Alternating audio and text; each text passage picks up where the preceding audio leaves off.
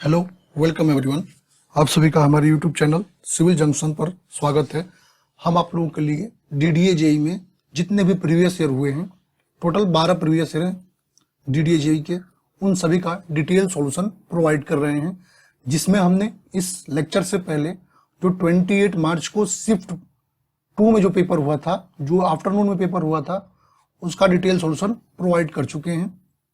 आज हम अपना जो शिफ्ट 3 में पेपर हुआ था उसका डिटेल सॉल्यूशन प्रोवाइड करने वाले हैं। इसमें हम पूरे थ्रू आउट द लेक्चर अपने क्वेश्चन के साथ साथ उसके पीछे क्या कॉन्सेप्ट हो सकते हैं, उनसे रिलेटेड और कैसे क्वेश्चन बन सकते हैं, उन सभी चीज़ों को देखेंगे। डीडीए का पेपर आप जब भी सॉल्व कर रहे हैं तो कॉन्सेप्ट जो है वो बहुत ही इंपॉर्टेंट है, क्योंकि इसमें स्टेटमेंट बेसिस क्वेश्चन जो है बहुत ज़्यादा बनते हैं। तो आप थ्रू आउट द लेक्चर ध्यान से लेक्चर को सुनिएगा, एक एक चीज़ों को देखिएगा, आप लोगों के लिए बहुत हेल्पफुल होगा। ऐसे और जितनी पेपर हैं सभी का हम सॉल्यूशन आप लोगों के लिए बहुत जल्द प्रोवाइड करने वाले हैं। आपका ये रहा एनालिसिस हमने कर रखा है, इसकी भी हमने एक वीडियो डाल रखी है, तो वहां पर जाकर आप देख सकते हैं पर ईयर का किस सब्जेक्ट क्या वेटेज है, वो भी एनालिसिस हमने कर रखी है। जो 28 की जो इवनिंग में शिफ्ट में हुई थी उसमें आपको एनालिसिस देख सकते हैं। सोम के 9 क्वेश्चन आए हैं, टॉस के 2 आए हैं, आरसीसी के 17, स्टील के आपके 4 क्वेश्चन हैं, सॉइल के 9 हैं, एफएम ओसीएफ के 7 है, इन्वायरमेंट के 8 क्वेश्चन है, हाईवे का 1 क्वेश्चन दे रखा है, सर्वे के 11 क्वेश्चन है और बीएम सिटी के 11 क्वेश्चन। तो ये क्वेश्चन जो है 28 मार्च को इवनिंग शिफ्ट में आया हुआ था। चलिए अब चलते हैं। अच्छा, जिन भी स्टूडेंट्स को डीडीए जेईई में जो अटेंड हो रहे हैं इस बार, वो कैंडिडेट्स जो है हमारे टेस्ट सीरीज को ज्वाइन कर सकते हैं, जिसमें आपका टोटल 110 टेस्ट हैं, 40 सिविल के सब्जेक्ट वाइज हैं और 15 जो है रीजनिंग, 15 जीके, 15 मैथ और 15 इंग्लिश के टेस्ट हैं और 10 आपके फुल लेंथ टेस्ट हैं। इसकी प्राइस जो है आपके ऑफर में अभी 49 रुपीज़ चल रही है, तो आपको बहुत ही लो प्राइस में ये आपको अभी मिल जाएगा, जहां पर आप अच्छे से अपनी प्रैक्टिस भी कर सकते हैं। बाकी यहाँ पर हम वीडियो आपको प्रोवाइड कर ही रहे हैं। चलिए चलते अपने क्वेश्चन पे। क्वेश्चन नंबर 1 पे आते हैं। क्वेश्चन नंबर 1 क्या कह रहा है? क्वेश्चन नंबर 1 अब कह रहा है, as per IAS 10-262-2019 the volume of the coarse aggregate per unit volume of the total aggregate for water to cementitious material ratio of 0.50 ranges from when the nominal size of coarse aggregate is 20 mm। ठीक है, ये directly आपका codal provision है IAS code 10-262 में जो दे रखा है आपका।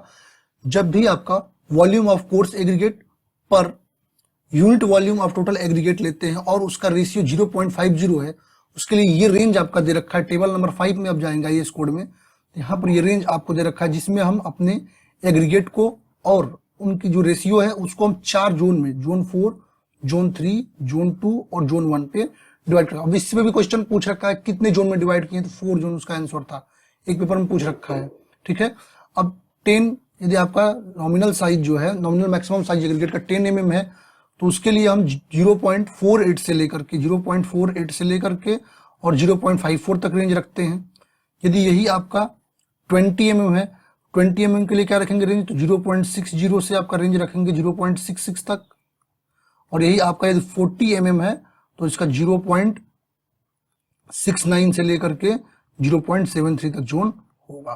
तो क्वेश्चन आपको 20 mm के लिए पूछ रखा है, तो 20 mm के लिए अभी आपको बताया क्या, 0.62, 0.66। So option number B is correct for this question. चलते हैं नेक्स्ट क्वेश्चन पे। क्वेश्चन कह रहा है, consider below statements with respect to the compaction of soil and identify the correct answer. ठीक है, कॉम्पेक्शन ऑफ सॉइल से रिलेटेड कुछ यहाँ पर स्टेटमेंट दे रखे हैं, आपको बताना है कौन सा स्टेटमेंट करेक्ट है। ठीक है, कह रहा है statement A, fine grained soil attains a much higher density and lower optimum water content when compare to well graded coarse grained soil. ठीक है, यदि हम अपने well graded coarse grained soil से अपने फाइन ग्रेन्ड सॉइल को compare करते हैं, तो कह रहा है कि फाइन ग्रेन्ड सॉइल का जो है डेंसिटी होगा वो हायर होगा और ऑप्टिमम वाटर कंटेंट जो है, जो ऑप्टिमम मॉइस्चर कंटेंट भी कहलाता है OMC भी, वो कह रहा है कि वो लोअर होगा as compare to well graded coarse grained soil. दूसरा स्टेटमेंट क्या कह रहा है, स्टेटमेंट को ध्यान से पढ़िए तो भी ये क्वेश्चन सॉल्व होते हैं। कह रहा है the compacted density of soil increases as water content increases till a maximum dry density is achieved. कह रहा है कि जब जब भी आपका जो कॉम्पैक्टेड डेंसिटी आपका सॉइल का जो है कॉम्पैक्टेड डेंसिटी है, तो उसमें कह रहा है कि जब हम वाटर को इंक्रीज कर रहे हैं, वाटर कंटेंट को इंक्रीज कर रहे हैं, ठीक है, और कहां तक, तो dry density, maximum dry density तक यदि वाटर कंटेंट को इंक्रीज कर रहे हैं, ठीक है, तो सॉइल की जो कॉम्पैक्टेड डेंसिटी है वो इंक्रीज हो जाएगी, ठीक है। अब दोनों स्टेटमेंट को एक बार हम थोड़ा बहुत देख लेते हैं जिससे आपको क्लियरेंस मिल जाए। यदि हम बात कर रहे हैं अपने कॉम्पेक्शन कर्व की, तो कॉम्पेक्शन कर्व जब प्लॉट करते हैं, ठीक है, तो ये वाटर कंटेंट और आपका ड्राई डेंसिटी के बीच ये कॉम्पेक्शन कर्व प्लॉट किया जाता है। अब हम जब इसको प्लॉट करते हैं तो हमने ये देखा है, ये ऑब्जर्व किया है कि जब भी हम अपने मैक्सिमम ड्राई डेंसिटी तक वाटर कंटेंट को यदि इंक्रीज करते हैं, ठीक है, तो हमारी इनिशियली ड्राई डेंसिटी जो है इनिशियली इंक्रीज होती है, लेकिन यदि जब हम फर्दर और वाटर कंटेंट इंक्रीज करते जाएंगे तो हमारी मैक्सिमम ड्राई डेंसिटी जो है वो डिक्रीज करने लगती है, ठीक है। अब जिस वाटर कंटेंट पर, ठीक है, जिस ऑप्टिमम मॉइस्चर कंटेंट पर हमारा मैक्सिमम ड्राई डेंसिटी मिलता है, उसे हम कहते हैं, जिस वाटर कंटेंट पर हमारा मैक्सिमम ड्राई डेंसिटी मिल जाता है उसे हम कहते हैं ऑप्टिमम वाटर कंटेंट या ऑप्टिमम मॉइस्चर कंटेंट, ठीक है। यदि बात कर रहे हैं हमारा जैसे जैसे कॉम्पेक्शन का एफर्ट ज्यादा लगाएंगे, अब ये भी डिपेंड कर रहा है आप किस टाइप का मैनुअली कॉम्पेक्शन कर रहे हैं, ठीक है, या मशीन से कॉम्पेक्शन कर रहे हैं, इस पे भी डिपेंड करेगा। तो जैसे जैसे कॉम्पेक्शन एफर्ट को इंक्रीज करेंगे, मैक्सिमम ड्राई डेंसिटी जो होती है वो इंक्रीज होती जाती है, ठीक है।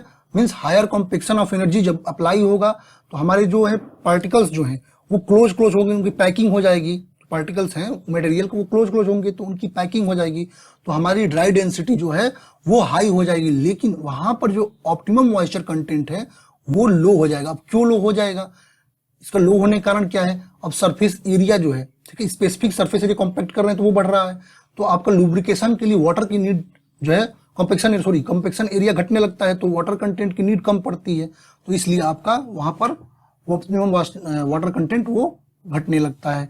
अब यदि हम बात करें, यदि हम हेवी कॉम्पेक्शन टेस्ट करते हैं तो ये आपका लाइट कॉम्पेक्शन टेस्ट के कंपैरिजन में ज्यादा हमको कॉम्पेक्शन प्रोवाइड करता है, ठीक है। तो वहां पर जो है हमारा जैसे स्टैंडर्ड प्रॉक्टर टेस्ट है, उसमें यदि हम बात करें as compare to modified proctor test, ठीक है, तो उसमें कॉम्पेक्शन एनर्जी जो है ज्यादा लगता है, ठीक है, क्योंकि हेवी है तो उसकी जो पैकिंग अच्छे से होगी। अब यदि बात करते हैं हम, ठीक है, फाइन ग्रेन सॉइल की यदि बात करते हैं तो उसकी ओएमसी जो होती है, फाइन ग्रेन सॉइल की ओएमसी जो ऑप्टिमम मॉइस्चर कंटेंट होता है वो मैक्सिमम ड्राई डेंसिटी के लिए आपके कोर्स ग्रेन सॉइल से वो लोअर होता है। क्यों, क्योंकि फाइन ग्रेन यदि होगा तो हमारा स्पेसिफिक सरफेस एरिया ज्यादा हो जाएगा, तो लुब्रिकेशन के लिए हमारा वाटर कंटेंट भी ज्यादा चाहिए, तो फाइन के लिए ज्यादा चाहिए, ओएमसी ज्यादा हो जाएगा, और हमारा जो है जो कोर्स ग्रेन होगा उसके लिए ओएमसी वो लोअर हो जाएगा, तो इस चीज को ध्यान रखेंगे, ठीक है। तो क्वेश्चन पे आते हैं हम अपने, क्वेश्चन क्या कह रहा है, क्वेश्चन कह रहा है कि फाइन ग्रेन सॉइल जो है attains much higher density and lower optimum water content, ठीक है। फाइन ग्रेन जो है उसके लिए कह रहा है कि लोअर वाटर कंटेंट आपको चाहिए, तो ये बात गलत कह रहा है। फाइन ग्रेन होगा तो सही बात है, उसका सरफेस एरिया ज्यादा हो जाएगा, तो लुब्रिकेशन के लिए वाटर ज्यादा चाहिए, तो ये स्टेटमेंट तो आपका रॉन्ग हो गया। कह रहा है compaction density of soil increases as water content increase till a maximum dry density achieve, ये बात अभी बताया, ये बात सही है, ठीक है। तो आपका स्टेटमेंट ए रॉन्ग है, स्टेटमेंट बी करेक्ट है, तो कौन सा ऑप्शन आपका सही होगा, तो statement B is correct and statement A is incorrect, so option number B is correct for this question. चलते हैं नेक्स्ट क्वेश्चन पे। कह रहा है in plate girders the intermediate vertical stiffeners are provided to, ठीक है। कह रहे कि हम अपने प्लेट ग्रेडर में इंटरमीडिएट वर्टिकल स्टिफनर्स प्रोवाइड क्यों करते हैं, कह रहा है eliminate web buckling, eliminate flange crippling, connect extra plate with flanges, connect the two members, ठीक है। हम अपने प्लेट गर्डर्स में इंटरमीडिएट वर्टिकल स्टिफनर्स क्यों प्रोवाइड करते हैं, तो हम अपने प्लेट गर्डर में जो हमारा इंटरमीडिएट वर्टिकल स्टिफनर है वो हम प्रोवाइड करते हैं आपका वेब में, ठीक है। जो वेब एरिया है उसमें जब डायगोनल बकलिंग होती है तो डायगोनल बकलिंग को प्रिवेंट करने के लिए, ठीक है, या वेब बकलिंग को प्रिवेंट करने के लिए हम क्या करते हैं, इंटरमीडिएट वर्टिकल स्टिफनर्स प्रोवाइड करते हैं। अब डिफरेंट रिक्वायरमेंट के लिए हमारा डिफरेंट है। यदि हमारा D1/TW, अब D1/TW का मतलब यहां समझ लीजिए, D1 क्या है, क्लियर डेप्थ है वेब का, और TW क्या है, थिकनेस ऑफ वेब है, ठीक है।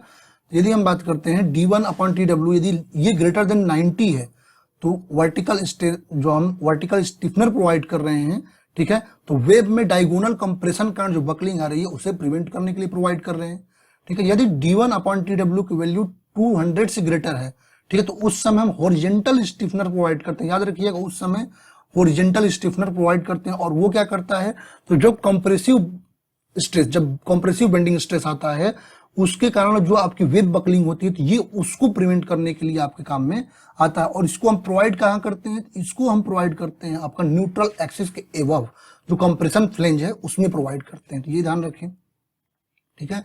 और यदि D1/TW की वैल्यू 250 से ज्यादा हो जाए तो उस केस में हम एडिशनल हॉरिजेंटल स्टिफनर प्रोवाइड करते हैं, ठीक है। क्यों? क्योंकि ये क्या करता है, आपके जो शियर फोर्स है, ठीक है, वेब बकलिंग में उसको प्रिवेंट करने के काम आता है, ठीक है। और यदि मान लीजिए D1/TW की वैल्यू ग्रेटर देन 400 हो गया तो उस स्थिति में हमें अपने सेक्शन को रीडिजाइन करना पड़ता है। तो चलते हैं अपने क्वेश्चन पे, ठीक है। तो हम क्यों प्रोवाइड करते हैं, तो एलिमिनेट वेब बकलिंग, सही ऑप्शन, ऑप्शन नंबर ए। चलते हैं नेक्स्ट क्वेश्चन पे। कह रहा है consider the statement with respect to type of fluid flow and identify the incorrect statement, ठीक है। कह रहा है कि यहाँ पर कुछ स्टेटमेंट आपके दे रखे हैं टाइप ऑफ फ्लूइड फ्लो से, कह रहा है इनमें से कौन सा स्टेटमेंट इनकरेक्ट होगा। तो ए स्टेटमेंट दे रखा है, fluid particles move along well defined paths और stream line in the laminar flow. बात सही है। जब लेमिनार फ्लो की बात करते हैं तो जो हमारे लेमिनार फ्लो में है, ये फ्लूइड पार्टिकल्स जो है एक वेल डिफाइंड पाथ को फॉलो करते हैं, ठीक है, एक वेल डिफाइंड पाथ को फॉलो करते हैं। तो ये आपका बता दिए कि लेमिनार फ्लो जो है वेल डिफाइंड पाथ को फॉलो करता है। यदि हम बात करें स्टेटमेंट बी की, तो स्टेटमेंट बी क्या कह रहा है आपका, स्टेटमेंट बी कह रहा है fluid character pressure at a point in steady flow does not change with time. सही बात है, जब हमारा स्टेडी फ्लो होता है तो हमारे फ्लूइड कैरेक्टरिस्टिक जो है, जैसे आपका प्रेशर हुआ, वेलोसिटी हुआ, ये आपके टाइम के रिस्पेक्ट में चेंज नहीं होते। तो ये भी स्टेटमेंट आपका सही है। Reynold number is used to classify the types of flow whether laminar और टर्बुलेंट। ये भी बात सही है। आपका जो रेनॉल्ड नंबर है वो क्लासिफाई करता है आपके टाइप ऑफ फ्लूइड फ्लो का, वो लैमिनार है या टर्बुलेंट है। तो ये भी स्टेटमेंट आपका सही है। डी कह रहा है the velocity at any given time changes with respect to space in a uniform flow. नहीं, यूनिफॉर्म फ्लो में जो है वेलोसिटी चेंज नहीं होती है with respect to space of time. ये स्टेटमेंट आपका रॉन्ग दे रखा है, तो स्टेटमेंट डी इज इनकरेक्ट। तो इस क्वेश्चन में इनकरेक्ट ही पूछा है, तो सही ऑप्शन क्या होगा, ऑप्शन नंबर डी। चलते हैं नेक्स्ट क्वेश्चन पे, ठीक है। नेक्स्ट क्वेश्चन हमारा कह रहा identify the incorrect statement with respect to the constituents of glass, ठीक है। ग्लास में जो कॉन्स्टिट्यूएंट्स होते हैं जिनके द्वारा ग्लास हमारा बनता है, उसके रिस्पेक्ट में कुछ स्टेटमेंट दे रखे हैं, बताना है कौन सा आपका इनकरेक्ट है। कह रहा है lime imparts colour, brightness and sign to glass. कह रहा है जो लाइम होता है वो आपके ग्लास में कलर प्रोवाइड करता है, ब्राइटनेस प्रोवाइड करता है और साइनिंग प्रोवाइड करता है, ठीक है। दूसरा स्टेटमेंट कर रहा है potash renders glass infusible and makes the glass fire resistance. कह रहा है पोटास जो है वो आपके ग्लास को क्या करता है, फायर रेसिस्टेंट बनाता है।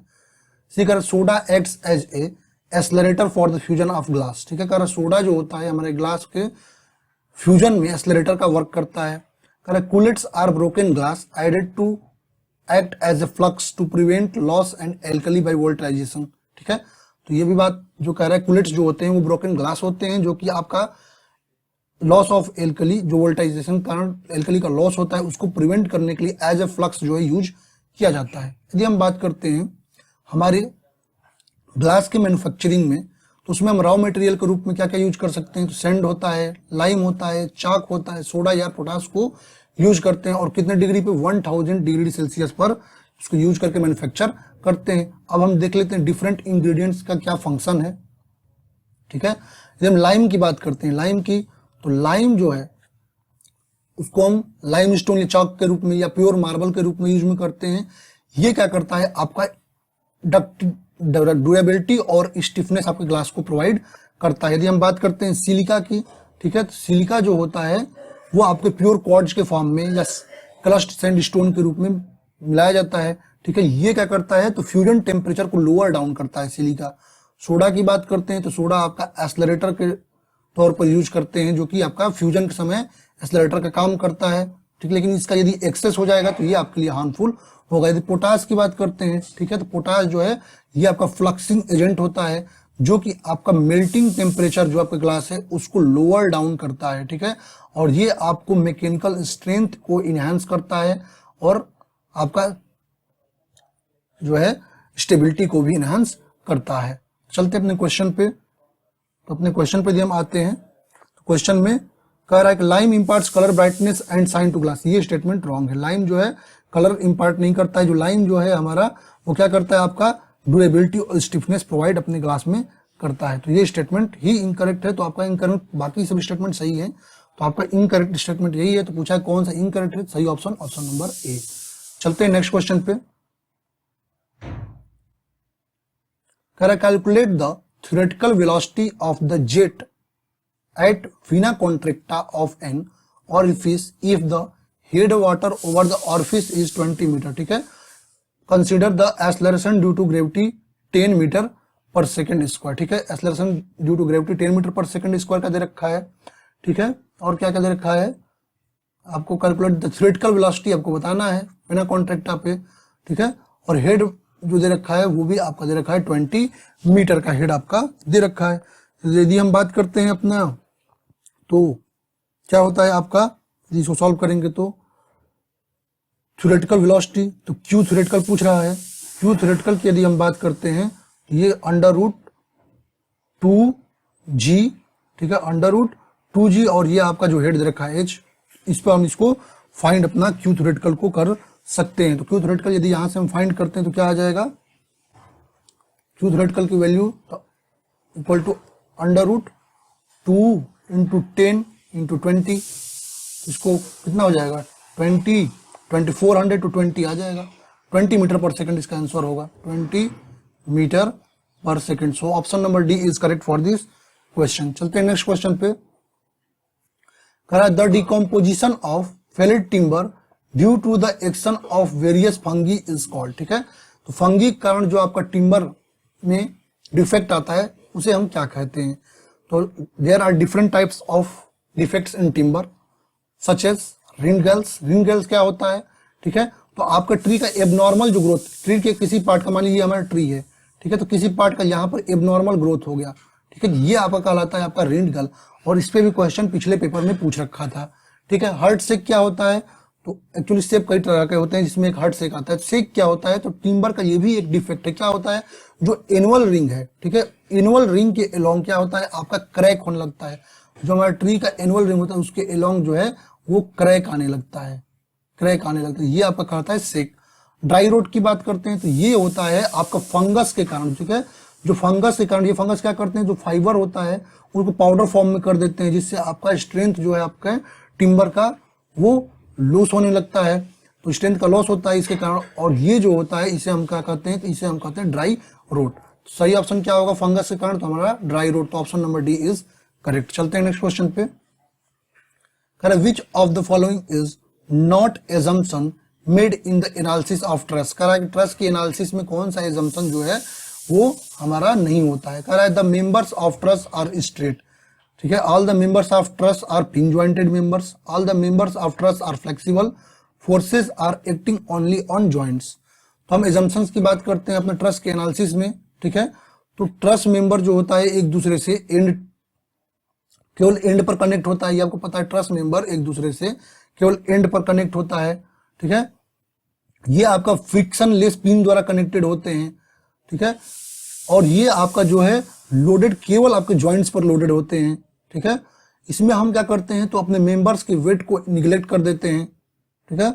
यदि हम बात करते हैं बेंडिंग रेसिस्टेंस की, ठीक है, तो जितने भी सभी मेंबर हैं, ठीक है, उसमें एक्सियल फोर्स रेसिस्टेंस को हम लेते हैं, ठीक है। यदि हम बात करते हैं अपने क्वेश्चन की, तो member of truss are straight, ठीक है। तो ये आपका जो है दे रखा है all the members of truss are pin jointed member, ठीक है, यही बात सही कह रहा है। All the members of truss are flexible, नहीं, ये रिजिड होते हैं, फ्लेक्सिबल नहीं होता। ये ऑप्शन आपका, ये स्टेटमेंट गलत है। तो पूछ रहा है कौन सा गलत है, तो यही होगा। तो option number C is correct for this question. चलते हैं नेक्स्ट क्वेश्चन पे। कह रहा है according to the Indian standard soil classification the basic soil components sand and silt are symbolised with letter. ठीक है, कह रहा है कि जब हम अपने इंडियन स्टैंडर्ड सॉइल क्लासिफिकेशन की बात करते हैं तो उसमें कह रहा है सैंड और सिल्ट को हम किस सिंबल द्वारा आपका दिखाते हैं। ठीक है, तो यहाँ पर कुछ सफिक्स दे रखते हैं, आप देख सकते हैं। यदि ग्रेवल है तो उसको जी से दिखाते हैं, सैंड को एस से, सिल्ट है तो एम से, क्ले है सी से, ऑर्गेनिक है तो ओ, और पीट को पीटी से। ठीक है, ये इसके सफिक्स हैं। तो यहाँ पर क्वेश्चन जो है हमारा केवल प्रीफिक्स से ही पूछ रखा है।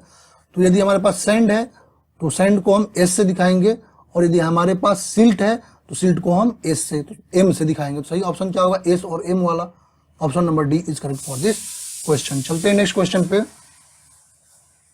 कह रहा है ए rectangular strut with cross sectional area 1800 mm square is subjected to point load of 180 kN at an eccentricity of 10 mm in a plane bisecting the thickness as shown in figure. Calculate the maximum intensity of bending stress. ठीक है, यहाँ पर bending stress की maximum intensity आपको question में पूछ रखा है। अब ये क्वेश्चन पिछले पेपर में भी आया था, लेकिन फिर भी मैं यहाँ आपको सॉल्व करा देता हूँ। ठीक है, यहाँ पर मैक्सिमम आपको पूछ रहा है, तो सिग्मा मैक्सिमम क्या होता है आप बता सकते हैं कि सिग्मा मैक्सिमम जो हम निकालते हैं सिग्मा, तो सिग्मा आपका क्या हो जाएगा। अब यहाँ पर एक चीज और देख रहे हैं, एसेंट्रिसिटी किस में दिया हुआ है। तो एसेंट्रिसिटी को यदि हम देखते हैं तो ये आपका जो है वर्टिकल में दे रखा है। ठीक है, वर्टिकली दे रखा है एसेंट्रिसिटी, तो यह वर्टिकली दे रखा है। तो यहाँ पर सिग्मा बराबर यदि हम लेते हैं तो आपको क्या आता है, sigma equal to P upon, sigma की बात करते हैं, P upon A plus M by Z maximum पूछ रहा है, और यदि मिनिमम पूछता तो माइनस करते हैं, ये भी याद रखिएगा। अब एम की बात कर लेते हैं तो एम बराबर आपका पता है पी इंटू ई होता है। जेड हम निकाल लेते हैं, चलिए पहले हम जेड ही निकाल लेते हैं इसके लिए। तो जब जेड निकालते हैं इसका तो जेड इक्वल टू आपका क्या हो जाएगा, तो B D cube upon 6, sorry B D square upon 6। यहाँ पर बी की वैल्यू कितनी है हमारी, ठीक है, तो बी की वैल्यू हमारी कितनी दे रखी है, तो 120 इंटू 150 का स्क्वायर अपॉन 6। इसको यदि हम सॉल्व करते हैं तो इसकी वैल्यू जो सॉल्व करने पर आएगी वो आएगी 45,000। ठीक है, 45, 4,05,000 कितना आ रहा है mm। ठीक है, इतना आपका आ जाएगा mm क्यूब। अब इसको हम पुटअप कर देते हैं अपनी वैल्यू को, तो P जो लोड दे रखा है, ठीक है, तो लोड आपका कितना दे रखा है उसको भी देख लेते हैं। यहाँ पर subjected to point 180 kilo newton दे रखा है, तो 180 किलो न्यूटन चेंज कर लीजिए, तो 180 इंटू 10⁻³ अपॉन एरिया।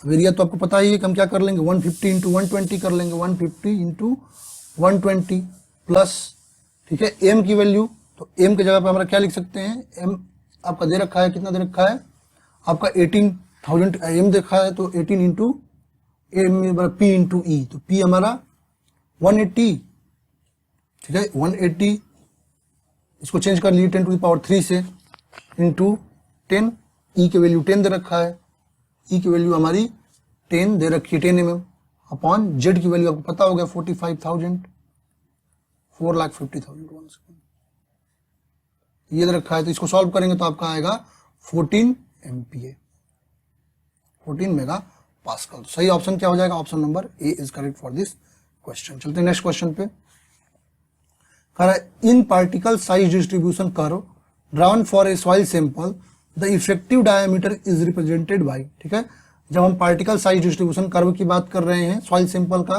कर उसके लिए इफेक्टिव डायमीटर को हम रिप्रेजेंट कैसे करते हैं। ठीक है, तो आपका इफेक्टिव डायमीटर की यदि बात करते हैं तो क्या करते हैं, वो क्या होता है, जो आपका जो पार्टिकल साइज डिस्ट्रीब्यूशन कर्व है उसमें 10% फाइनर जो होते हैं पार्टिकल्स, ठीक है, उनको हम कहते हैं इफेक्टिव डायमीटर। ठीक है, तो इफेक्टिव डायमीटर को हम D10 से दिखाते हैं, इफेक्टिव डायमीटर को D10 से शो करते हैं। तो option D is correct for this question. चलते हैं नेक्स्ट क्वेश्चन पे।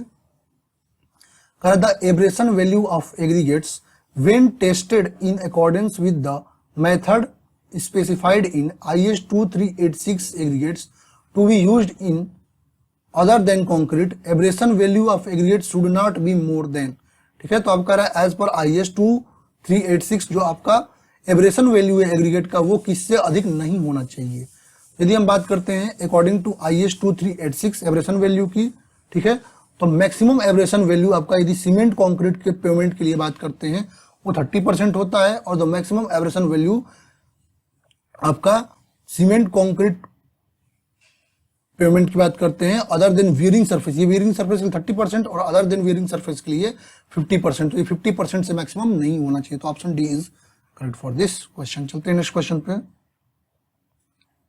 करा identify the incorrect statement with respect to a type of stone kankar, ठीक है, तो आपका स्टोन जो है कंकर है उससे रिलेट करा, इनमें से कौन सा स्टेटमेंट इनकरेक्ट है। कंकर इज इरेगुलर इन शेप, कंकर आपका शेप में इरेगुलर होता है। कंकर हैज ए पोरस स्ट्रक्चर, कह रहा है कंकर के पास आपका स्ट्रक्चर जो होता है पोरस होता है। कंकर is a type of metamorphic rock, कह रहा है कंकर जो है मेटामॉर्फिक रॉक का एक टाइप है। और कह रहा है नोडुलर कंकर is the produce hydraulic lime, ठीक है, तो ये नोडुलर कंकर जो होता है वो हाइड्रोलिक लाइम को बनाने में यूज में लाया जाता है। यदि हम बात करते हैं कंकड़ की, ठीक है, तो कंकड़ जो कैलेच होता है, जो कैलेची होता है, इसी को हम कंकड़ भी कहते हैं, ठीक है, और ये आपका सेडिमेंट्री रॉक के कैटेगरी में आता है, ठीक है, कंकड़ जो होता है वो सेडिमेंट्री रॉक के कैटेगरी में आता है, ठीक है।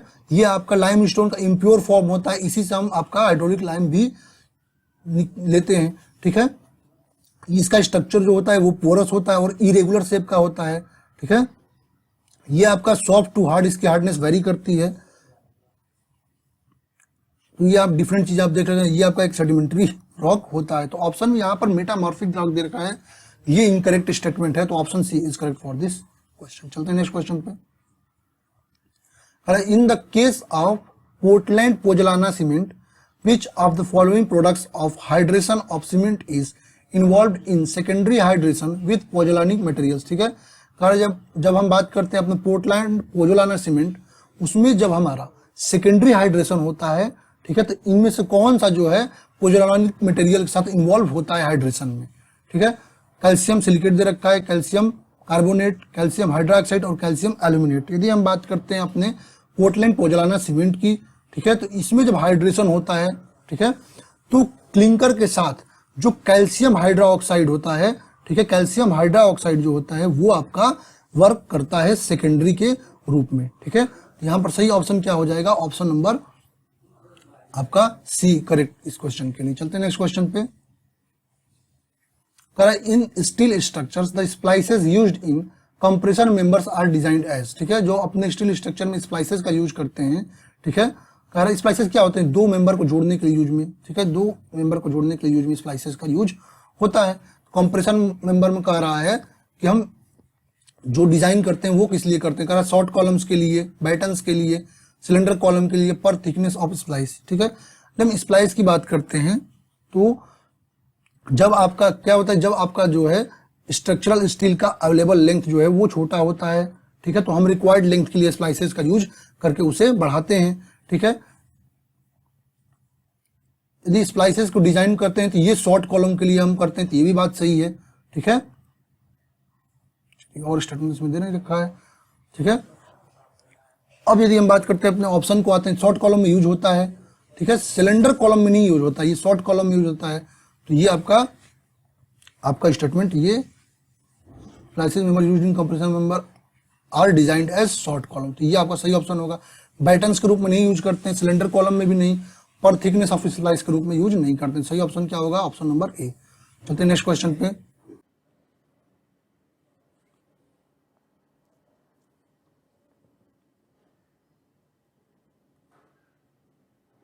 ठीक है, तो यदि हम बात करते हैं यहाँ पर, तो एक चीजों को हम पहले देख लेते हैं क्या क्या दे रखा है, ठीक है।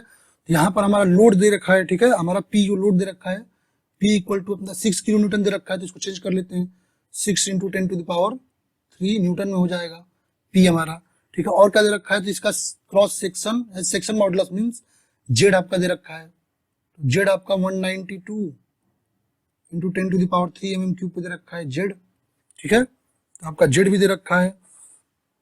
यदि बात करते हैं जेड दे रखा है हमारे पास सिग्मा भी दे रखा है आपका 50 एमपीए का सिग्मा दे रखा है, सिग्मा भी दे रखा है, सिग्मा इक्वल टू 50 एमपीए, ठीक है, सिग्मा भी यहाँ पर दे रखा है आपको क्वेश्चन में। अब क्या पूछ रहा है आपका, यदि हम मैक्सिमम बेंडिंग मोमेंट की बात करते हैं, ठीक है, मैक्सिमम बेंडिंग मोमेंट यदि हमको निकालना है, निकालते हैं मैक्सिमम बेंडिंग मोमेंट, तो bending moment, maximum bending moment, चलिए बी हम लिख देते हैं। मैक्सिमम बेंडिंग मोमेंट निकालेंगे तो क्या आ जाएगा आपका P × L, यहाँ पर मैक्सिमम लगेगा P × L, तो आपका P इंटू एल की यदि हम बात करते हैं तो क्या हो जाएगा 6 इंटू 10⁻³ इंटू एल। अब यदि हम जब फॉर्मूला जाते हैं, मैक्सिमम बेंडिंग फार्मूला क्या होता है आपको ये भी पता है। जब फॉर्मूला जाते हैं बेंडिंग का तो आपका बेंडिंग इक्वेशन लेते हैं, तो बेंडिंग इक्वेशन आपका क्या होता है M by I equal to sigma upon Y. ठीक है, तो यहां से हम लेते हैं तो ये सिग्मा अपन आई, तो ये आई अपन वाई, तो ये जेड हो जाता है। यहां से हम लेंगे इसको तो एम इक्वल टू क्या आ जाएगा जेड इंटू सिग्मा, जो डाटा है उसको रखते जा रहे हैं।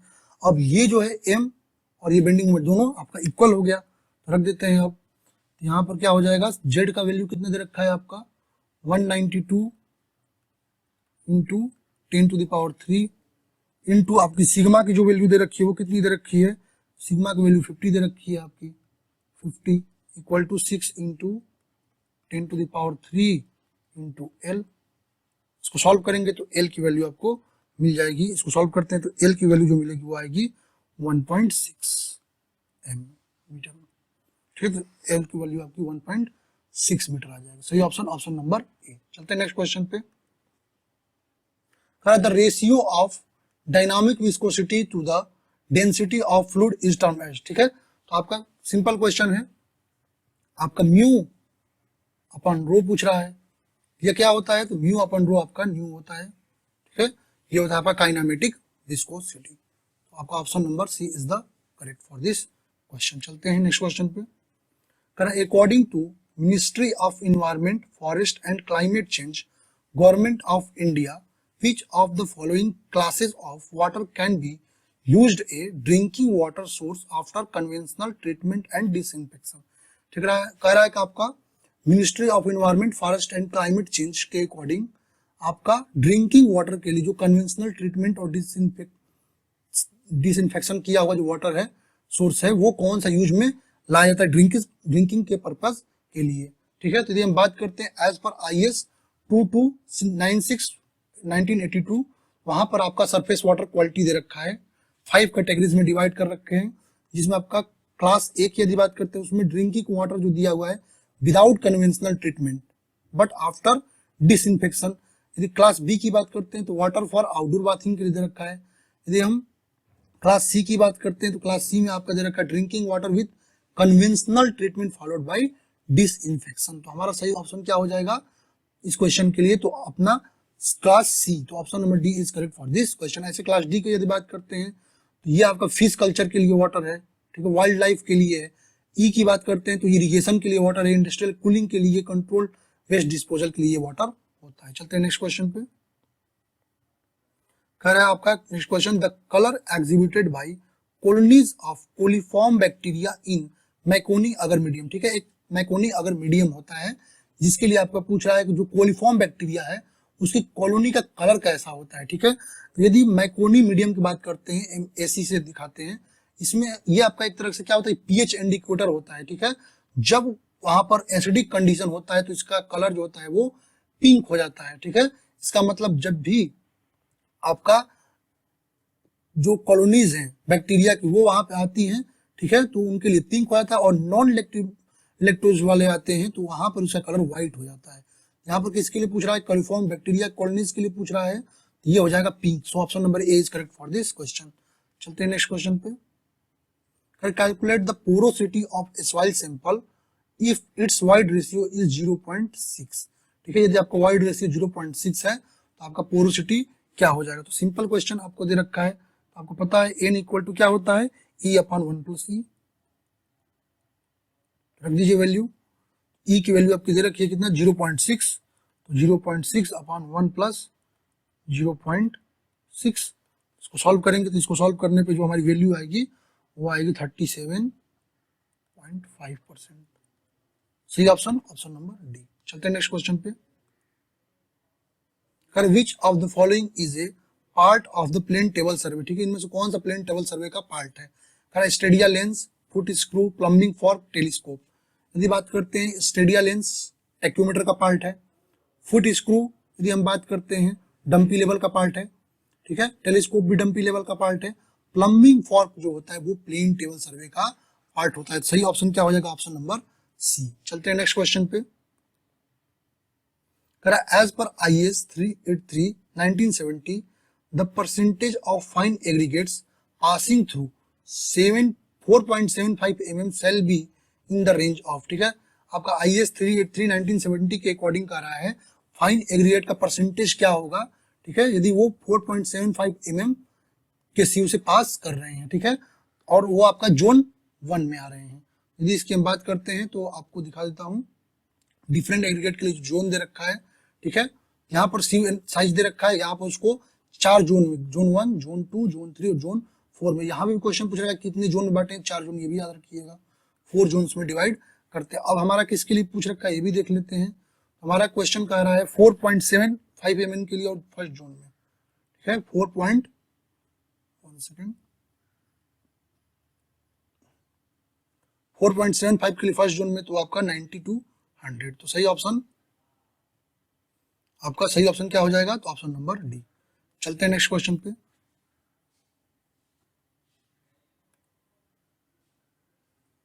Correct, the following bearings were observed while traversing with a compass, calculate the correct bearing of line CB। अच्छा, CB के लिए आपका करेक्ट बियरिंग पूछ रखा है, ठीक है, तो यदि हम बात करते हैं यहाँ पर 4 बेयरिंग बैक बेयरिंग दे रखा है। अब ऐसे क्वेश्चन टाइम टेकन जरूर होते हैं, लेकिन इनको हम सिंपली कैसे सॉल्व कर सकते हैं, यहाँ पर डायरेक्ट आपको क्वेश्चन पूछ रखा है कि आपको करेक्ट बियरिंग CB पे बताना है। बस हमको ये देखना है कि उसमें दोनों स्टेशन में कौन सा स्टेशन इफेक्टेड नहीं है, ठीक है, तो यदि हम देखते हैं आपका कौन सा फ्री है CB के, एक एक को निकालना होता बैक बेयरिंग -4 बेयरिंग करके एक एक को तो निकाल ही सकते हैं, ठीक है, तो वो निकाल सकते हैं, लेकिन हमको उसको करना नहीं है, हमको एक एक को निकालना नहीं है, चाहे तो उसको निकाल के चेक कर सकते हैं। यदि हम देखते हैं एक एक को माइनस करेंगे तो भी क्या आता है, ठीक है, एक एक को चलिए माइनस ही करके देख लेते हैं, तो इसको माइनस कीजिए, बैक बेयरिंग -4 बेयरिंग ऐसा कीजिए तो कितना आएगा, 226 10 है, तो इसको यदि हम माइनस करते हैं तो इसकी वैल्यू आपकी आ जाती है 45, तो ये वैल्यू हो जाएगी आपकी 180 डिग्री 25 मिनट, ये वैल्यू हो जाएगी। यदि इसको माइनस करते हैं हम BC के लिए तो 180 डिग्री 10 मिनट आएगा, डिग्री 10 मिनट। यदि इसको माइनस हम करते हैं तो आपका आ रहा है 179 डिग्री 5 मिनट, ठीक है, 25 मिनट। यदि बात करते हैं इसको, यदि हम माइनस करते हैं तो आपका मिल रहा है DE के लिए, इसको यदि हम माइनस कर रहे हैं तो 180 मिल रहा है। ये आपका लोकल अट्रैक्शन से फ्री है। ऐसे यहाँ पे क्वेश्चन किसके लिए पूछ रखा है, 1 सेकंड, ये CB के लिए पूछ रखा है आपका, तो ये तो आपका इफेक्टेड है ही, ठीक है, ये आपका इफेक्टेड है ऑलरेडी। अब इसमें एक चीज देख सकते हैं, 1 सेकंड, आपका D जो है, ठीक है, D है वो इफेक्टेड नहीं है, D जो है स्टेशन वो इफेक्टेड नहीं है, बाकी सभी आपका लोकल अट्रैक्शन से इफेक्टेड हैं। तो अब चलिए हम निकाल लेते हैं आपका करेक्ट बियरिंग क्या होगा, ठीक है, करेक्ट बियरिंग आपका किसका, तो करेक्ट बियरिंग हम निकाल लेते हैं अपना CD का, ठीक है, correct bearing of CD, correct bearing of CD correct bearing क्या होगी, ये तो आ रही है, तो करेक्ट बियरिंग क्या होगी, तो 180 से माइनस कर लेंगे तो कितना आ जाएगा, 209 degree 10 minute, 209 degree 10 minute minus 180 degree, इसको माइनस करते हैं तो करेक्ट बियरिंग आपकी कितनी आ जाएगी ये देख लेते हैं, ठीक है, तो ये आ जाएगी आपकी कितनी, आपकी 1 second, 29 degree 10 minute, 29 degree 10 minute की करेक्ट बियरिंग आ जाती है। अब यदि हम बात करते हैं तो यहाँ पर जो एरर है उसके लिए निकाल लेते हैं, और कितना हमारा दे रखा है 29 डिग्री 45 मिनट, माइनस कर लेते हैं तो आपका सही आंसर आ जाएगा करेक्ट बियरिंग का। कितने का एरर है, अब एरर यहाँ से पता चल जाएगा हमारा एरर कितने का है, ठीक है, एरर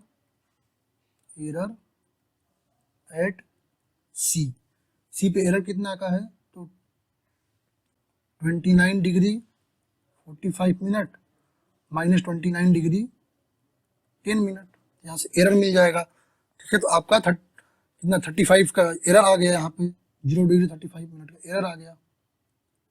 अब आपका करेक्ट बियरिंग पूछ रखा है सीबी का, तो हम चलिए अपना करेक्ट बियरिंग निकाल लेते हैं एट सी। करेक्ट बियरिंग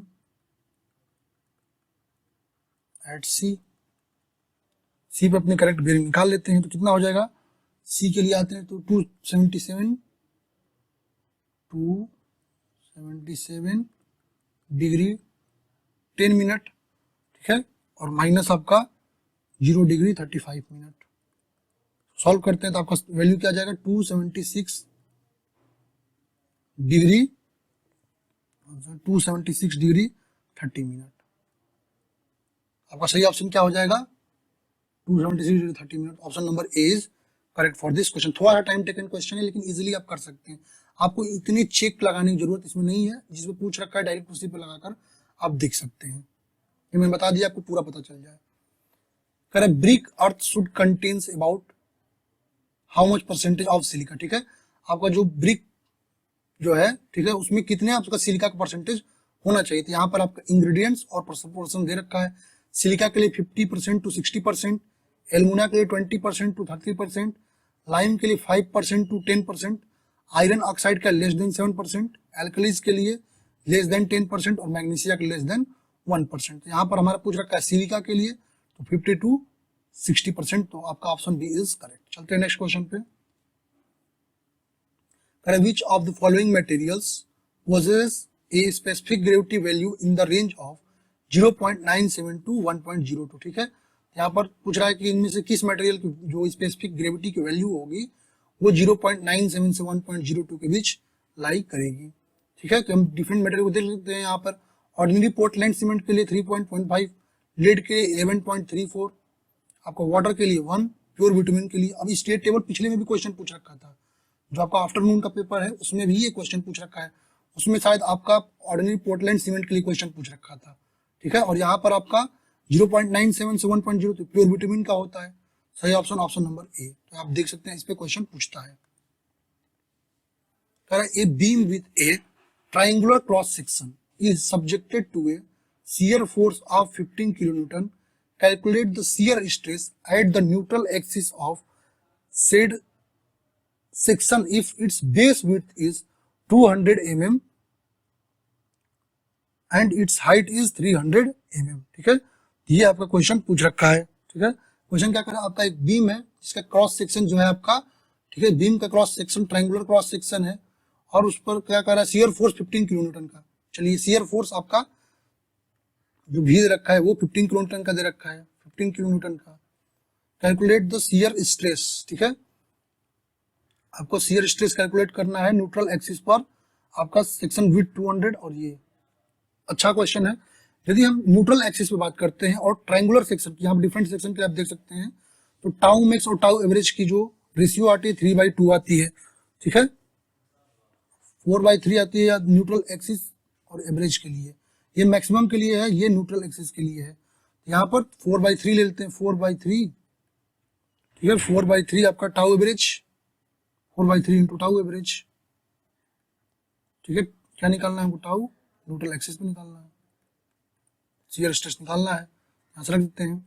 और 4/3 इंटू टाउ एवरेज की यदि हम बात करते हैं तो भी अपन जो एरिया होता है, तो भी अपन एरिया होता है, तो भी अपन एरिया, ट्रायंगल की बात करते हैं, ट्रायंगल का एरिया क्या होता है 1/2 p इंटू एच, ठीक है। यहाँ से वैल्यू रख दीजिए, तो 4/3 इंटू 15 अपॉन में 1/2 इंटू 200 इंटू 300, ठीक है। तो इसको यदि हम सॉल्व करते हैं तो आपकी जो वैल्यू आएगी वो आएगी 0.667 न्यूटन पर mm स्क्वायर।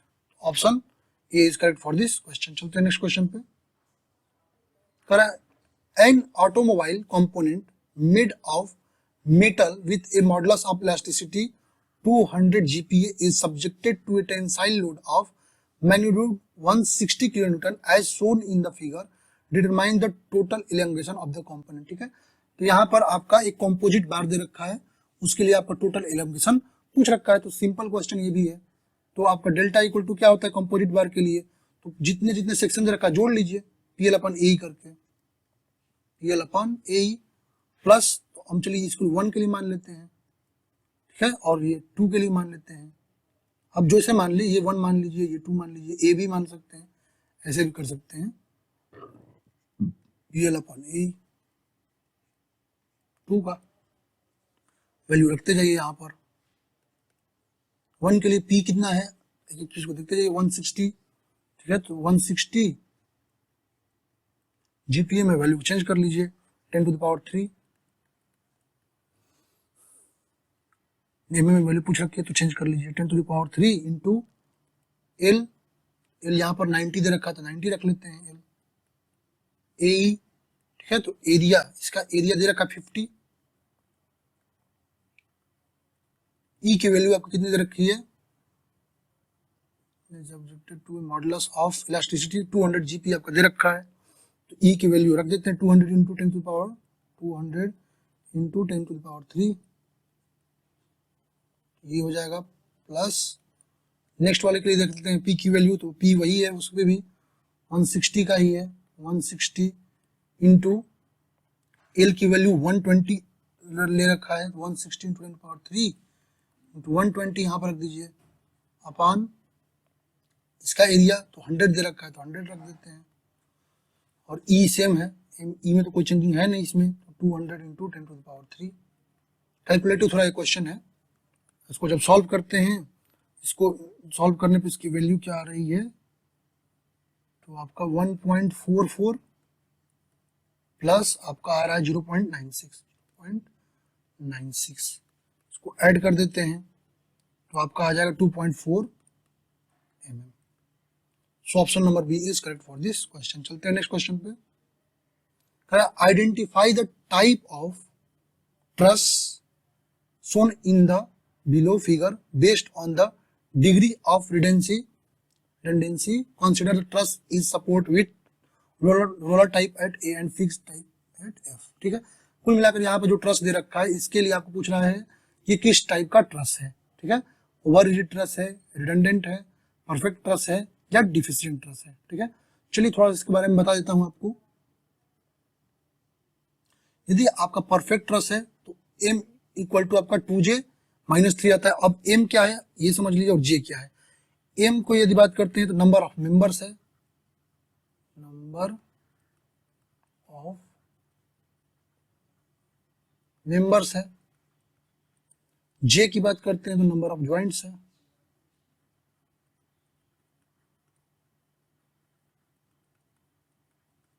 ठीक है, ये नंबर ऑफ ज्वाइंट्स है। तो यदि परफेक्ट होगा तो M equal to 2J minus 3, redundant होगा तो M is less than 2J, और डिफिशिएंट होगा तो M is less than 2J, यहाँ पर ग्रेटर होता है, ठीक है। तो अब क्वेश्चन पे आते हैं। यहाँ पर देखिए कितने मेंबर्स हैं, बोलता हमें क्वेश्चन में देखना है कितने मेंबर्स दे रखे हैं। मेंबर काउंट कीजिए, 1 2 3 4 5 6 7 8 9, ठीक है, तो 9 मेंबर्स हैं। 9 माइनस हमारे पास कितने ज्वाइंट्स हैं, काउंट कीजिए, 1 ज्वाइंट, 2 ज्वाइंट, 3 ज्वाइंट, 4 5 6 ज्वाइंट है। 9 माइनस 6, ये कितना आ गया आपका 3। अब चलते हैं अपने यहाँ पर देख लेते हैं, तो 3 है, तो आपका जो है M जो है आपका इक्वल टू 2J माइनस 3 आ गया, ठीक है। M जो इक्वल टू आपका आ गया 2J माइनस 3, तो आपका सही ऑप्शन, 1 सेकेंड, ज्वाइंट में से घटा लीजिए 3, ज्वाइंट में से हमको 3 घटाना है, ये तो M हमने निकालेगा, तो ज्वाइंट में से 3 घटा लीजिए, तो आपको ज्वाइंट कितने हैं 6 में से 3 गया, 6 माइनस 3 इक्वल टू 3। ये आपका परफेक्ट ट्रस है, ये आपका है परफेक्ट ट्रस। चलते हैं नेक्स्ट क्वेश्चन पे। करें which of the following sewer type has the highest resistant, ठीक है, लाइट थोड़ी चली गई, कोई दिक्कत नहीं। करें which of the following sewer type has the highest resistance to sulphide corrosion, ठीक है, सल्फाइड कोरोजन के लिए किस टाइप के सीवर में जो है सबसे ज्यादा रेसिस्टेंस होता है। करें कास्ट आयरन सीवर में, रेनफोर्स्ड सीमेंट कंक्रीट सीवर में, ह्यूम स्टील पाइप सीवर में, वेरीफाइड क्ले। ये तीनों, इनमें तो कोरोजन हो सकता है, जिनमें स्टील है पक्की बात है कोरोजन होगी, लेकिन यदि आपका ग्लेज्ड स्टोन वेयर या वेरीफाइड क्ले सीवर होता है, उसके पास हाईएस्ट रेसिस्टेंस होता है सल्फाइड कोरोजन से, ठीक है। क्योंकि ये आपका क्ले का बना होता है तो उस पर आपका कोई कोरोजन का इफेक्ट नहीं होता है। तो आपका सही ऑप्शन क्या होगा? Option number D. चलते हैं नेक्स्ट क्वेश्चन पे। The maximum deflection in A simply supported beam of span L subjected to a uniformly distributed load with intensity W kilonewton meter is equal to where EI is the flexural rigidity of the beam and is constant throughout its length। ठीक है, कुल मिलाकर आपका simply supported beam है, उस पर आपका maximum deflection पूछ रखा है। ठीक है, जबकि उस पर W किलोन्यूटन पर मीटर का आपका इंटेंसिटी का यूनिफॉर्मली डिस्ट्रीब्यूटेड लोड लग रहा है। ठीक है, यदि बात करते हैं तो आप डिफरेंट लोड्स कंडीशन देख सकते हैं आपका सिंपली सपोर्टेड बीम के लिए। ठीक है, तो हमारा यूनिफॉर्मली डिस्ट्रीब्यूटेड लोड जो है आपके बीम पर लग रहा है, तो इसके लिए सिग्मा मैक्स की वैल्यू होती है 5 WL पे पावर 4 384 EI। आपका सही ऑप्शन क्या हो जाएगा? ये आपका option number B is correct. इस तरह आप डिफरेंट लोडिंग कंडीशन के लिए यहाँ पर देख सकते हैं। चलते हैं नेक्स्ट क्वेश्चन पे।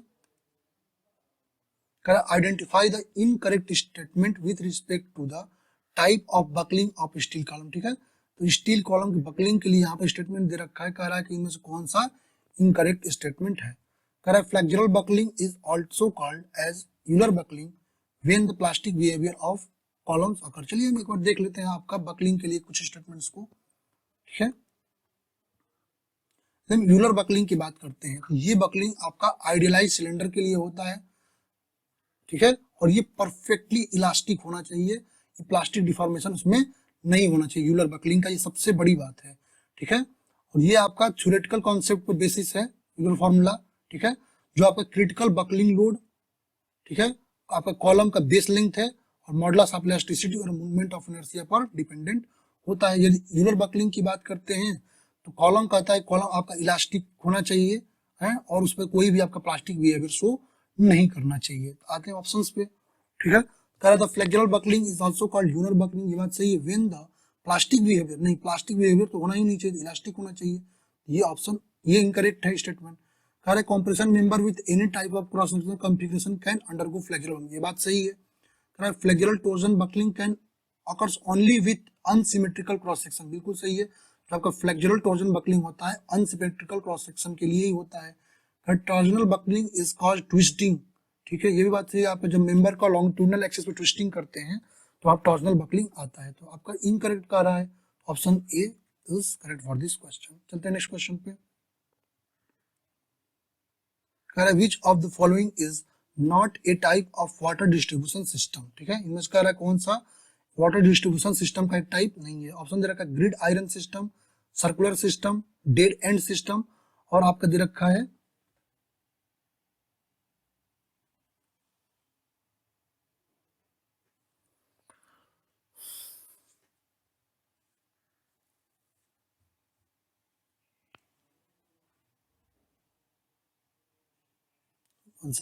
आपका दे रखा है स्प्रिंकलर सिस्टम। ठीक है, यदि हम बात करते हैं तो आपका वाटर डिस्ट्रीब्यूशन सिस्टम 4 प्रकार का हम यूज करते हैं। ठीक है, जिसमें आपका डेड एंड सिस्टम होता है, रेडियल सिस्टम होता है, ग्रिड आयरन सिस्टम और रिंग सिस्टम।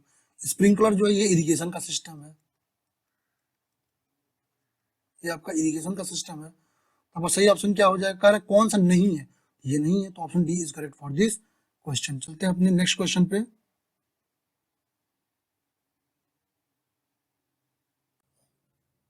हम बात कर रहे हैं अपने क्वेश्चन नंबर 41 की। यदि हम बात करते हैं अपने क्वेश्चन नंबर 41 की, तो क्वेश्चन नंबर 41 आपका क्या कह रहा है? कह रहा है pick the odd one out with respect to the system of tacheometric survey. ठीक है, तो टेक्योमेट्रिक सर्वे के लिए यहाँ पर कुछ टर्म्स दे रखा है, तो कह रहा है कि इनमें से कौन सा ऑड है। ठीक है, कह रहा subtense method, fixed hair method, tangential method और स्टेडिया मेथड। अच्छा, इस पे क्वेश्चन पिछले पेपर में भी पूछ रखा था।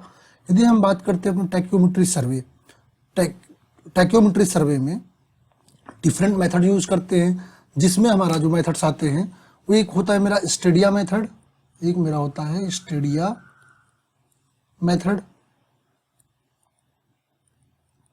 और एक मेरा होता है टेंजेंशियल मेथड,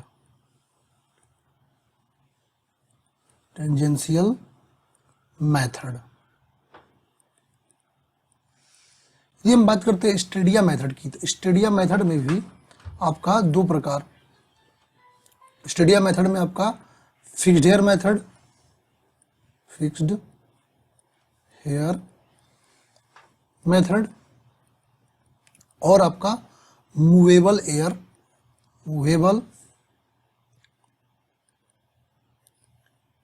मेथड होता है। यदि हम बात करते हैं अपने स्टेडिया मेथड में, चाहे वो फिक्स्ड हेयर हो या मूवेबल हेयर हो, दोनों में हम स्टेडिया हेयर को कंसिडर करके अपना सर्वे करते हैं। अब फिक्स्ड हेयर में हम अपने जो स्टेडिया हेयर है उसको क्या करते हैं, एक जगह फिक्स करते हैं और उससे करते हैं, और मूवेबल में उसे हम मूव कराते रहते हैं, लेकिन टेंजेंशियल में स्टेडिया हेयर का यूज नहीं करते हैं। जो हमारा मूवेबल हेयर मेथड है इसको सब्सटेंस मेथड भी कहते हैं। ये तीनों टर्म तो सेम हो गया। टेंजेंशियल मेथड वो आड आउट इसमें से है, तो सही ऑप्शन क्या हो जाएगा, ऑप्शन नंबर सी, क्योंकि सब्सटेंस मेथड इसी को कहते हैं। चलते नेक्स्ट क्वेश्चन पे। Calculate the combined correction for curvature and reflection to be applied in a survey work for a distance of 6000 metre. ठीक है, आपके 6000 मीटर डिस्टेंस के लिए आपका कंबाइंड करेक्शन पूछ रहा है, जिसमें आपका करेक्शन फॉर कर्वेचर और रिफ्लेक्शन दोनों कंसिडर कर रहे हैं। यदि हम बात करते हैं अपना कर्वेचर, ठीक है, करेक्शन ड्यू टू कर्वेचर की यदि हम बात करते हैं तो क्या होता है, सीसी जो हम अपना फाइंड आउट करते हैं, कलर चेंज कर लेते हैं। यदि हम सीसी की बात करते हैं, सीसी हमारी क्या आती है, 0.78, ठीक है, 5d², ये हमारी सीसी आ जाती है। यदि हम बात करते हैं कर्वेचर, आपका जो करेक्शन है वो करेक्शन रिफ्लेक्शन के कारण यदि हो रहा है, करेक्शन ड्यू टू रिफ्लेक्शन की बात कर रहे हैं, ठीक है, तो सीआर हमारा क्या आता है, जब हम सीआर की अपनी बात करते हैं तो सीआर हमारा 0. ठीक है, अब एक चीज याद रखिए, इसका कर्वेचर का जो करेक्शन होता है वो निगेटिव होता है, तो हम साइन यहाँ पे दे देते हैं आपको निगेटिव का। ठीक है, और जो हमारा रिफ्लेक्शन का होता है वो पॉजिटिव होता है। ठीक है, 0.112, ठीक है, 0.0112 d², ठीक है, 0.0112 d², और ये भी 0.0785 d²। अब कंबाइंड करेक्शन की बात कर रहा है, तो कंबाइंड करेक्शन में दोनों को जोड़ लेते हैं। ठीक है, विद साइन, ये याद रखिए विद साइन लेंगे। यदि ये है तो हमारा माइनस में है तो इसको निगेटिव साइन के साथ ले लेंगे, 0.0789 d², और इसको हम पॉजिटिव साइन में है तो पॉजिटिव साइन के साथ लेंगे, तो प्लस 0.0112 d²। अब इनको यदि हम जोड़ते हैं तो हमारी वैल्यू क्या आ जाएगी, तो इनको जोड़ने के बाद हमारी जो वैल्यू आ जाएगी, समझ गए, तो ये बड़ा है तो माइनस में वैल्यू आएगी। ठीक है, इसकी वैल्यू जो है कंबाइंड करेक्शन की वो माइनस में आ जाएगी। माइनस कितना आएगा, 0.673, ठीक है, 0.0673 d²। अब वैल्यू को पुटअप कर देते हैं, डी की वैल्यू आपकी दे रखी है डिस्टेंस 6000 मीटर, माइनस 0.0673 इंटू आपका d² की वैल्यू रख देते हैं, तो हमारा d² जो है 6000 मीटर में है। ठीक है, इसकी वैल्यू ले लेते हैं 6000 मीटर का, इसको पुटअप कर देते हैं, तो इसको जब सॉल्व करेंगे तो हमारी जो वैल्यू आ जाएगी वो आएगी 2.42 मीटर, 2.42 मीटर। आपका सही ऑप्शन मिल गया। आपका सही ऑप्शन क्या हो जाएगा, तो आपका सही ऑप्शन डी हो जाएगा। चलते हैं नेक्स्ट क्वेश्चन पे। Question 43, the idea behind the principle of surveying working from whole to part is. ठीक है, हम अपना working from whole to part जो अपने सर्वे में करते हैं, ठीक है, वो हम क्यों करते हैं, यही क्वेश्चन आपका जनरली पूछ रखा है।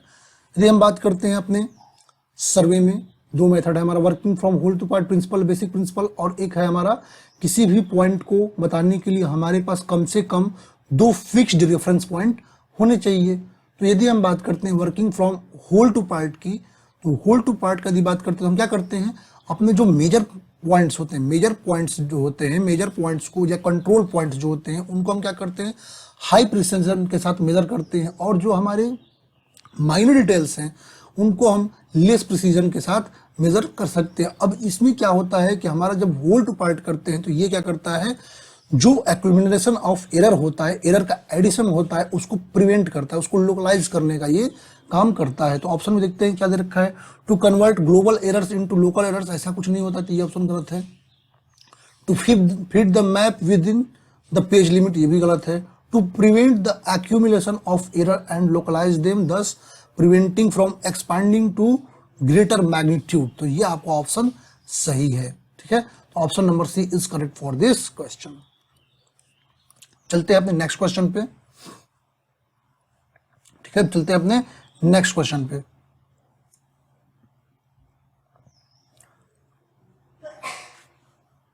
वन सेकंड, एक चीज में देख लेते हैं आपका, हाँ सही है आपका। नेक्स्ट क्वेश्चन कह रहा है the shape of shear force diagram of a simply supported beam subjected to a uniformly varying load is. ठीक है, अब इस पे क्वेश्चन बहुत पूछ रखे हैं और सबकी मैंने आपको टेबल बता ही रखी है। तो यदि कह रहा है आपके पास शियर फोर्स डायग्राम बताना है, आपके पास एक सिंपली सपोर्टेड बीम है और उस पर यूनिफॉर्मली डिस्ट्रीब्यूटेड जो है लोड एक्ट कर रहा है, तो यदि यूनिफॉर्मली डिस्ट्रीब्यूटेड लोड एक्ट कर रहा है, सिंपली सपोर्टेड बीम है, तो उसके लिए शियर फोर्स जो डायग्राम बनता है वो लीनियर डायग्राम बनता है। ये रहा उसका शियर फोर्स डायग्राम, वो आपका लीनियर बनता है। यदि पॉइंट लोड है तो कांस्टेंट बनेगा और यूनिफॉर्मली वेरिंग लोड है तो पैराबोलिक बनेगा। इस तरह यहाँ पर आप स्लोप ऑफ बेंडिंग मोमेंट भी देख सकते हैं। यदि आपका लोड जो है पॉइंट लोड है तो लीनियर होगा, यूनिफॉर्मली डिस्ट्रीब्यूटेड लोड है तो पैराबोलिक होगा, और यूवीएल है तो आपका क्यूबिक होता है। तो सही ऑप्शन क्या हो जाएगा, यहाँ पर लीनियर बनता है शियर फोर्स डायग्राम, तो option B is correct for this question. Proceeding next question कह रहा है आपका as per IS 12-600-1989 the initial setting time of low heat Portland cement shall not be less than dot dot आपका minutes में। ठीक है, कह रहा है कि आपका एज पर IS 12-600-1989 आपका लो हीट पोर्टलैंड सीमेंट जो होता है उसके लिए इनिशियल सेटिंग टाइम कितनी होती है। यदि हम लो हीट पोर्टलैंड सीमेंट की बात करते हैं, ठीक है, तो लो हीट पोर्टलैंड सीमेंट हम कहाँ यूज करते हैं, सबसे पहला क्वेश्चन तो ये भी आता है। ठीक है, तो जहां पर आपका हेवी कंस्ट्रक्शन है, ठीक है, मास कॉन्क्रीटिंग कर रहे हैं, तो वहां पर हम लो हीट पोर्टलैंड सीमेंट का यूज करते हैं। इसकी जो हीट ऑफ हाइड्रेशन होती है वो लगभग 20% लेस हो जाती है OPC सीमेंट से। ठीक है, अब यदि हम बात करते हैं तो इसमें आपका, ठीक है, हाइड्रेशन के लिए लो अमाउंट ऑफ वाटर की नीड होती है। इसकी इनिशियल सेटिंग टाइम जो होती है वो 60 मिनट होती है, जो कि आपका मोर देन OPC से इनिशियल सेटिंग टाइम होता है। ठीक है, इसका इनिशियल स्ट्रेंथ तो लो होता है, बट जब फाइनल स्ट्रेंथ की बात करते हैं तो लगभग सेम आ जाता है, तो उसमें कोई दिक्कत होता नहीं है। ठीक है, और ये इरोजन से, वियर रेजिस्टेंस से आपको क्या करता है, आपको प्रिवेंट करता है। तो यहाँ पर पूछा इनिशियल सेटिंग टाइम, तो आपका इनिशियल सेटिंग टाइम जो होता है उसका 60 minute. So option number D is correct for this question. चलते हैं नेक्स्ट क्वेश्चन पे। Identify the incorrect statement with respect to the advantages of the aeration technique used in water treatment. ठीक है, कह रहा है आपका जब वाटर ट्रीटमेंट में एयरेशन टेक्निक को हम यूज में ला रहे हैं, ठीक है, तो उसका एडवांटेज पूछ रहा है क्या है, और कह रहा है इनमें से कौन सा इनकरेक्ट स्टेटमेंट है उसके एडवांटेज के अकॉर्डिंग। ठीक है, पहला स्टेटमेंट कह रहा है it converts iron and manganese for their insoluble state to a soluble state. ठीक है, लेकिन ये ऐसा कुछ नहीं करता, ये केमिकल्स को जो है उनके स्टेट्स में चेंज नहीं करता है। ठीक है, ये केमिकल को जो भी इनसॉल्युबल, खासकर जो इनसॉल्युबल केमिकल्स हैं उनको चेंज नहीं करता। चलिए इसके बारे में थोड़ा बहुत हम देख भी लेते हैं। ठीक है, तो एयरेशन टेक्निक की यदि बात करते हैं, हम क्या करते हैं, हम वाटर के कांटेक्ट में, ठीक है, वाटर कांटेक्ट में एयर को क्लोजली लाते हैं और उससे हम क्या करते हैं, जो डिजॉल्व गैसेज हैं, ठीक, डिजॉल्व इनसॉल्युबल को हम नहीं लेते हैं। ठीक है, जो डिजॉल्व गैसेज हैं, ठीक है, उन जैसे आपका कार्बन डाइऑक्साइड हुआ, ठीक है, या जितने भी ऑक्साइड मेटल्स हैं आपके, ठीक है, आयरन के, हाइड्रोजन सल्फाइड है, वोलेटाइल ऑर्गेनिक केमिकल्स हैं, तो इन सभी को रिमूव करने के लिए हम एयरेशन टेक्निक का यूज करते हैं। ये आपका बैड ऑर्डर आपका वाटर का वो भी रिमूव कर देता है। ठीक है, ये एयरेशन टेक्निक की यदि बात करते हैं, ये पहला आपका किसी भी ट्रीटमेंट प्लांट का मेजर प्रोसेस होता है आपका ट्रीटमेंट का। ठीक है, यदि हम बात करते हैं इनमें कौन कौन से केमिकल जो हैं जिनका हम आपका कर सकते हो, ammonia, chlorine, carbon dioxide, hydrogen sulphide, methane, iron and manganese. ठीक है, अब क्वेश्चन पे आते हैं, कह रहा है it converts iron and manganese from their insoluble state to soluble state. ठीक है, यदि हम इसकी बात करते हैं तो ये ऐसा इसमें तो होता नहीं है, ठीक है। ये सॉल्यूबल, जो इनसॉल्यूबल चीजें हैं उनको ये कन्वर्ट जो है वो नहीं करता है, ठीक है। क्यों सॉल्यूबल कर सकता है, इनसॉल्यूबल को नहीं कर सकता है, ठीक है। तो ये ऑप्शन तो ऐसे ही इनकरेक्ट दिक्कत, सही ऑप्शन तो आपको ऐसे ही मिल चुका है। It decreases the carbon dioxide content to water, yes, ये आपका ऑप्शन जो है इनकरेक्ट है इसके अकॉर्डिंग, मतलब ये बात सही है। It remove the state and order, ये भी सही बात है। It increases the pH value of water, ये भी बात सही है। तो इट कन्वर्ट्स आयरन, ये आपका ऑप्शन गलत है। सो option number A is incorrect for this question. सही ऑप्शन क्या होगा, ऑप्शन ए। चलते हैं नेक्स्ट क्वेश्चन पे।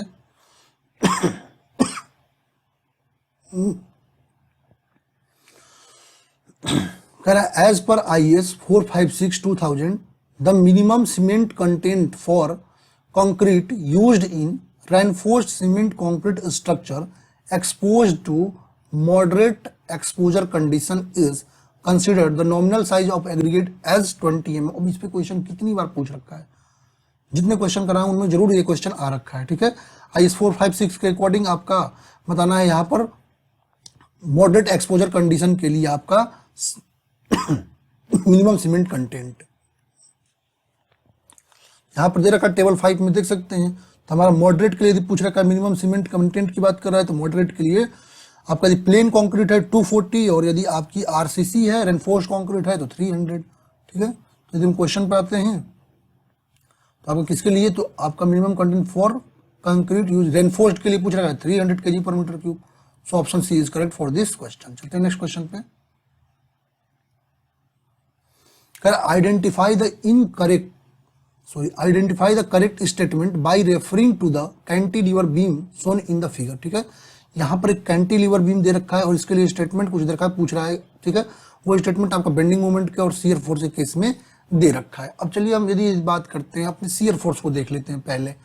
यदि यहाँ पर शियर फोर्स देखते हैं और ऑप्शन को देखिए, ऑप्शन क्या कर, shear force at A is lesser than that at point C. यदि हम बात करते हैं जैसे हमारी ये कैंटिलीवर बीम है, ये रहा हमारा एक कैंटिलीवर बीम, ठीक है। यहां पर आपका 800 न्यूटन का फोर्स लग रहा है, लोड लग रहा है। यहां पर आपका 500 न्यूटन का और यहां पर आपका 300 न्यूटन लोड लग रहा है। ये ए है हमारा, ये बी है, सी है और ये डी है, ठीक है। इनकी डिस्टेंस भी दे रखा है 0.5, ये डिस्टेंस जो हमारा 0.7 और ये डिस्टेंस हमारा 0.6, ठीक है। तो ये डिस्टेंस दे रखा है आपका। अब यदि हम बात करते हैं अपनी शियर फोर्स की, तो यदि शियर फोर्स ए पर डी पर देखें तो, ठीक है, शियर फोर्स यदि हम डी पर देखते हैं, शियर फोर्स एट डी देखते हैं तो 800 न्यूटन। यदि हम बात करते हैं शियर फोर्स अपना सी पर यदि बात करते हैं कितना हो जाएगा, दोनों नीचे की ओर ही लग रहे हैं तो दोनों जोड़ लीजिए तो 1300 न्यूटन हो जाएगा। शियर फोर्स यदि हम बात करते हैं अपने बी पे, फिर वही 1300 प्लस 300 तो 1600 न्यूटन। यदि ये बात करते हैं तो देखिए ऑप्शन क्या कर, shear force at A is lesser than that at point C. Point C से ए पर कहां शियर फोर्स लेस है, तो ये ऑप्शन तो ऐसे गलत। शियर फोर्स पहले देख लेते हैं। Shear force at C is greater than that A point B. कह रहा है कि शियर फोर्स जो है सी पे, ठीक है, shear force at C is greater than that point B. तो पॉइंट बी से शियर फोर्स जो है वो सी पर ज्यादा है। ये भी ऑप्शन गलत, सी पर जो कम है पॉइंट बी से, ये भी ऑप्शन आपका गलत है। अब यदि हम बात करते हैं, चलिए दो ऑप्शन तो हमको गलत मिल गए। अच्छा बेंडिंग मोमेंट की बात कर लेते हैं, ठीक है। अब बताइए बेंडिंग मोमेंट डी पर, बेंडिंग मोमेंट एट डी वो तो 0 हो जाएगा आपका, बेंडिंग मोमेंट डी पे 0 हो जाएगा। यदि बात करते हैं बेंडिंग मोमेंट सी पे, ठीक है, बेंडिंग मोमेंट एट सी की यदि बात करते हैं तो कितना लोड है, तो 800 और डिस्टेंस कितना है हमारा, तो देख लीजिए आपका डिस्टेंस जो है वो हमारा 0.8 है। 0.8 है, गलती हो रहा है, 0.8 है, 0.8 है। तो इसको यदि हम करते हैं 0.8 का तो कितना आ जाएगा, 640 आ जाएगा, 640 न्यूटन मीटर, ठीक है। इस तरह हम बेंडिंग मोमेंट यदि बात करते हैं आपका बी पे, ठीक है, बेंडिंग मोमेंट यदि हम बात कर रहे हैं अपने बी पे कितना हो जाएगा, तो 800 इंटू कितना 1.5 बी के लिए कह रहा है ना, बी के लिए 7 + 8 0.8 है और 1, हाँ तो 1.5, ठीक है, प्लस आपका कितना है 500 इंटू 0.8, ठीक है, 500 इंटू 0.8, सॉरी 500 इंटू ये 0.7 है ना आपका 0.7। तो ये आपको यदि करते हैं तो कितना आ जाएगा इसका कैलकुलेशन यदि हम करते हैं तो ये आपका आ जाएगा बी पर 1550 न्यूटन मीटर, ठीक है। अब यदि देखते हैं सी के लिए बात करते हैं तो बेंडिंग मोमेंट सी के लिए पूछेगा, चलिए सी को भी ले लेते हैं, थोड़ा सा लेंथी क्वेश्चन है।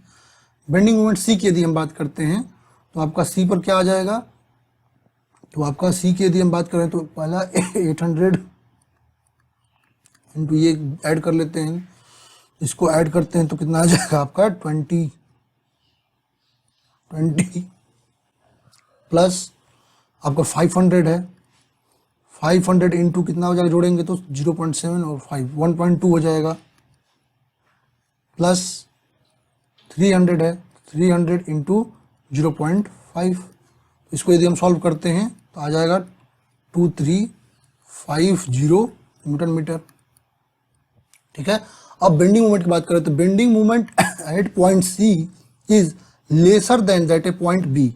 सी पर बेंडिंग मोमेंट जो है वो कह रहा है वो लेस है किससे, बी से, तो ऐसा है नहीं, सी ग्रेटर है बी से, ये ऑप्शन सही होगा, तो सही option number D is correct for this question. चलते हैं नेक्स्ट क्वेश्चन पे। कह रहे विच of the following factors will increase the rate of demand in consumption of water, ठीक है। वाटर कंजम्पशन में यदि आप बात कर रहे हैं, कह रहा है कि आपका वाटर डिमांड का रेट कौन इंक्रीज कर देगा, ठीक है। ऑप्शन देखा, increase water rates, intermittent supply, high pressure in system, stable community. यदि हम बात करते हैं इंक्रीज वाटर रेट, यदि हम वाटर रेट को इंक्रीज कर देते हैं तो लोग सोच समझ कर यूज करेंगे, फालतू उसका वेस्टेज नहीं करेंगे, तो इससे क्या होगा, हमारा जो है डिक्रीज होगा, वाटर डिमांड का कंजम्पशन है वो डिक्रीज होगा, ठीक है। दूसरा इंटरमिटेंट सप्लाई, अब सप्लाई दो तरीके से, कॉन्टिन्यूअस हो सकता है, इंटरमिटेंट हो सकता है। यदि कॉन्टिन्यूअस आता है तो लोग जो ज़्यादा यूज करते हैं कॉन्टिन्यूअस सप्लाई में, ठीक है, तो उसमें ज़्यादा आपका लॉस होता है, तो वाटर डिमांड क्या होता है उसमें इंक्रीज होता है। लेकिन इंटरमिटेंट है तो वहाँ पर जो है क्या होगा, आपका सप्लाई रुक रुक आता है तो लोग जो है अच्छे से यूज करते थे, यहाँ पर क्या होता है आपका वाटर डिमांड जो है वो इंक्रीज, ठीक है, डिक्रीज कर जाता है, यहाँ पर डिक्रीज, सॉरी यदि कॉन्टिन्यूअस होगा तो लोग ऐसे छोड़ देते हैं, ठीक है, कॉन्टिन्यूअस के लिए, तो वहाँ पर तो क्या होता है वाटर डिमांड कॉन्टिन्यूअस के लिए इंक्रीज होता है, लेकिन इसके लिए डिक्रीज हो जाता है इंटरमिटेंट के लिए, तो ये आपका नहीं होगा। कह रहा है high pressure in the system, यदि सिस्टम में हाई प्रेशर आ रहा है तो लोग ज़्यादा यूज करेंगे तो वाटर डिमांड यहाँ पर डिक्रीज होता है, इंक्रीज नहीं होता है। यदि स्टेबल कम्युनिटी है, कम्युनिटी की स्टेबिलिटी है, कम्युनिटी आपकी एजुकेटेड है, तो वहाँ पर वाटर डिमांड जो है, ठीक है, यदि स्टेबल कम्युनिटी है तो वहाँ पर वाटर डिमांड जो है वो डिक्रीज होगा, तो इंक्रीज होता है बी में। इंटरमिटेंट है तो उसमें वाटर डिमांड जो है वो इंक्रीज होता है। सही ऑप्शन जो होगा इसमें, option number B is the correct for this question, ठीक है। ऑप्शन नंबर बी जो है इसके लिए करेक्ट है।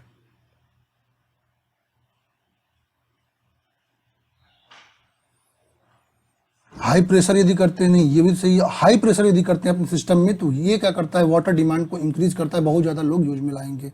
डिक्रीज की बात नहीं कर रहा है, इंक्रीज की बात कर रहा है, तो ये इंक्रीज करता है। Option C is correct for this, क्योंकि स्टेबल कम्युनिटी है तो वहाँ पर वाटर डिमांड डिक्रीज करेगी, इंटरमिटेंट के लिए डिक्रीज करते हैं, इंक्रीज की बात कर रहा है तो ये आपका सी होगा। चलते हैं नेक्स्ट क्वेश्चन पे।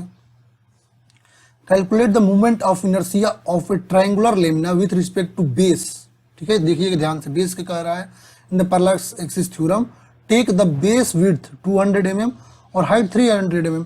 ट्रायंगल के बेस के लिए कह रहा है तो बेस के लिए आपको पता है क्या फॉर्मूला होता है, यदि बेस के लिए कहता है तो आपका बेस के लिए फार्मूला BH3/12 होता है, डायरेक्ट रख दीजिए BH3/12 से, कितना हो जाएगा, बी की वैल्यू आपकी 200 इंटू 300 का क्यूब अपॉन 12, सॉल्व कर देते हैं BH3/12 से, तो आपका आंसर क्या आ जाएगा 4.5 इंटू 10⁸ 8 mm और 4। Option B is correct for this question. चलते हैं नेक्स्ट क्वेश्चन पे।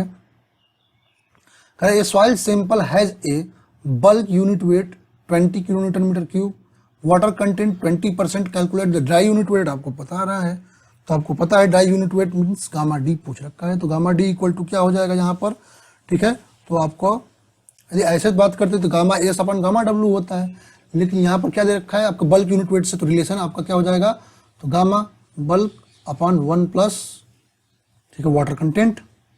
सिंपल क्वेश्चन, ये भी डायरेक्ट फॉर्मूला बेस्ड क्वेश्चन है, ठीक है। तो गामा का वैल्यू आपको दे रखी है 20 अपॉन 1 प्लस 20% का इंक्रीमेंट हो रहा है, ठीक है। तो यदि ये बात करते हैं तो इसको करेंगे, चेंज कर लीजिए 20%, 0.20 चेंज कर लेते हैं, 0.20 हो जाएगा। तो इसको करते हैं तो आपका आ जाएगा 16.67, ठीक है, kilo newton per metre cube. So option A is correct for this question. चलते हैं नेक्स्ट क्वेश्चन पे। कहा the liquid limit and plasticity index of a clay sample are 38% and 10% respectively.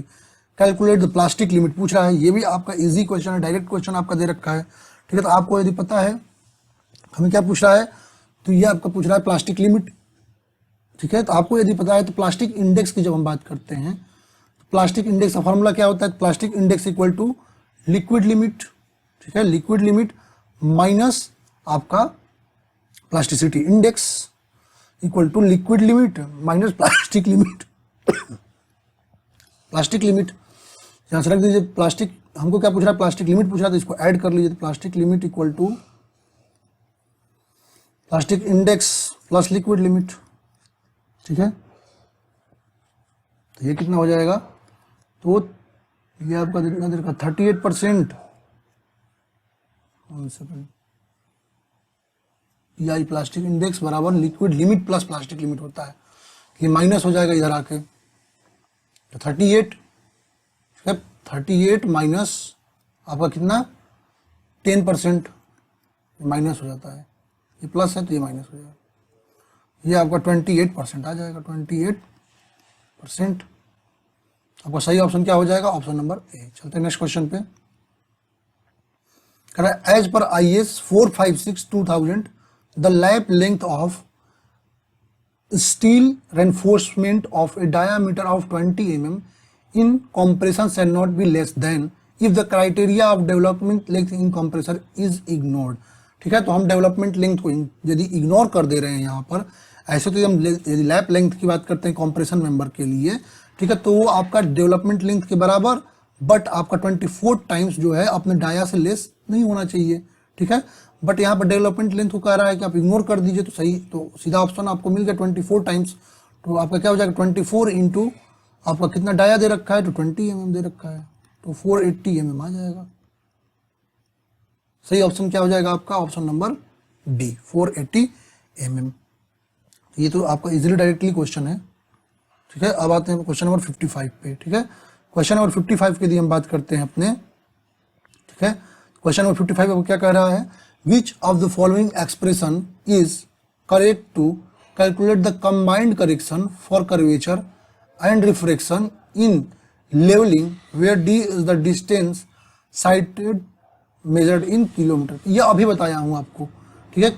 आपका जो है कंबाइंड करेक्शन के लिए अभी मैंने आपको फॉर्मूला बताया, तो यहाँ पर डिटेल बताने की जरूरत नहीं है। तो आपका क्या होता है 0.6728 d²। तो आपका सही ऑप्शन ऑप्शन नंबर सी। तो इसमें बताने की आपको जरूरत भी नहीं है, ठीक है। ऑप्शन बी यहाँ पर करेक्ट हो गया। चलते नेक्स्ट क्वेश्चन पे। Which of the following is not a capping material to cylindrical concrete specimen, ठीक है। इनमें से कौन सा जो है जो सिलेंड्रिकल कॉन्क्रीट स्पेसिमेन है उसके लिए कैपिंग मटेरियल। अच्छा, कैपिंग मटेरियल क्या होता है, ठीक है। जब अपना स्पेसिमेन को मैन्युफैक्चर करते हैं तो हमें उसके कॉर्नर्स को ध्यान रखना होता है कि उन पर कोई क्रैकिंग ना हो, तो उनकी कैपिंग की जाती है वहां पर कॉर्नर्स की, ठीक है। तो वो जो मटेरियल्स यूज किए जाते हैं कॉर्नर्स को एक्स्ट्रा आपका प्रिवेंशन प्रोवाइड करने के लिए, वो कैपिंग मटेरियल्स होते हैं। जिनमें आप कैपिंग मटेरियल्स की यदि बात करते हैं, ठीक है, तो उनमें हम सीमेंट मोर्टार का यूज कर सकते हैं, नीट सीमेंट पेस्ट का यूज कर सकते हैं, ठीक है, सल्फर और फायर क्ले का यूज कर सकते हैं। बट यदि हम बात करते हैं क्लोराइड और इनर्ट सैंड, इनको हम यूज नहीं कर सकते हैं एज पर कैपिंग मटेरियल। क्यों? क्योंकि ये जो होते हैं ये क्या करेंगे, आपका रिएक्शन करेंगे। यदि हम बात करते हैं अपने क्लोराइड की, तो क्लोराइड क्या करता है, रिएक्शन करके हमको जो है रेनफोर्स स्टील के लिए कोरोजन कॉज करेगा, तो इसको हम कैपिंग मटेरियल के रूप में यूज नहीं कर सकते, क्योंकि ये अनवांटेड केमिकल रिएक्शंस को आपको रिजल्ट यहाँ पर प्रोड्यूस कर रहा है। सही ऑप्शन क्या होगा, option number B, not used, तो ये होगा। चलते नेक्स्ट क्वेश्चन पे।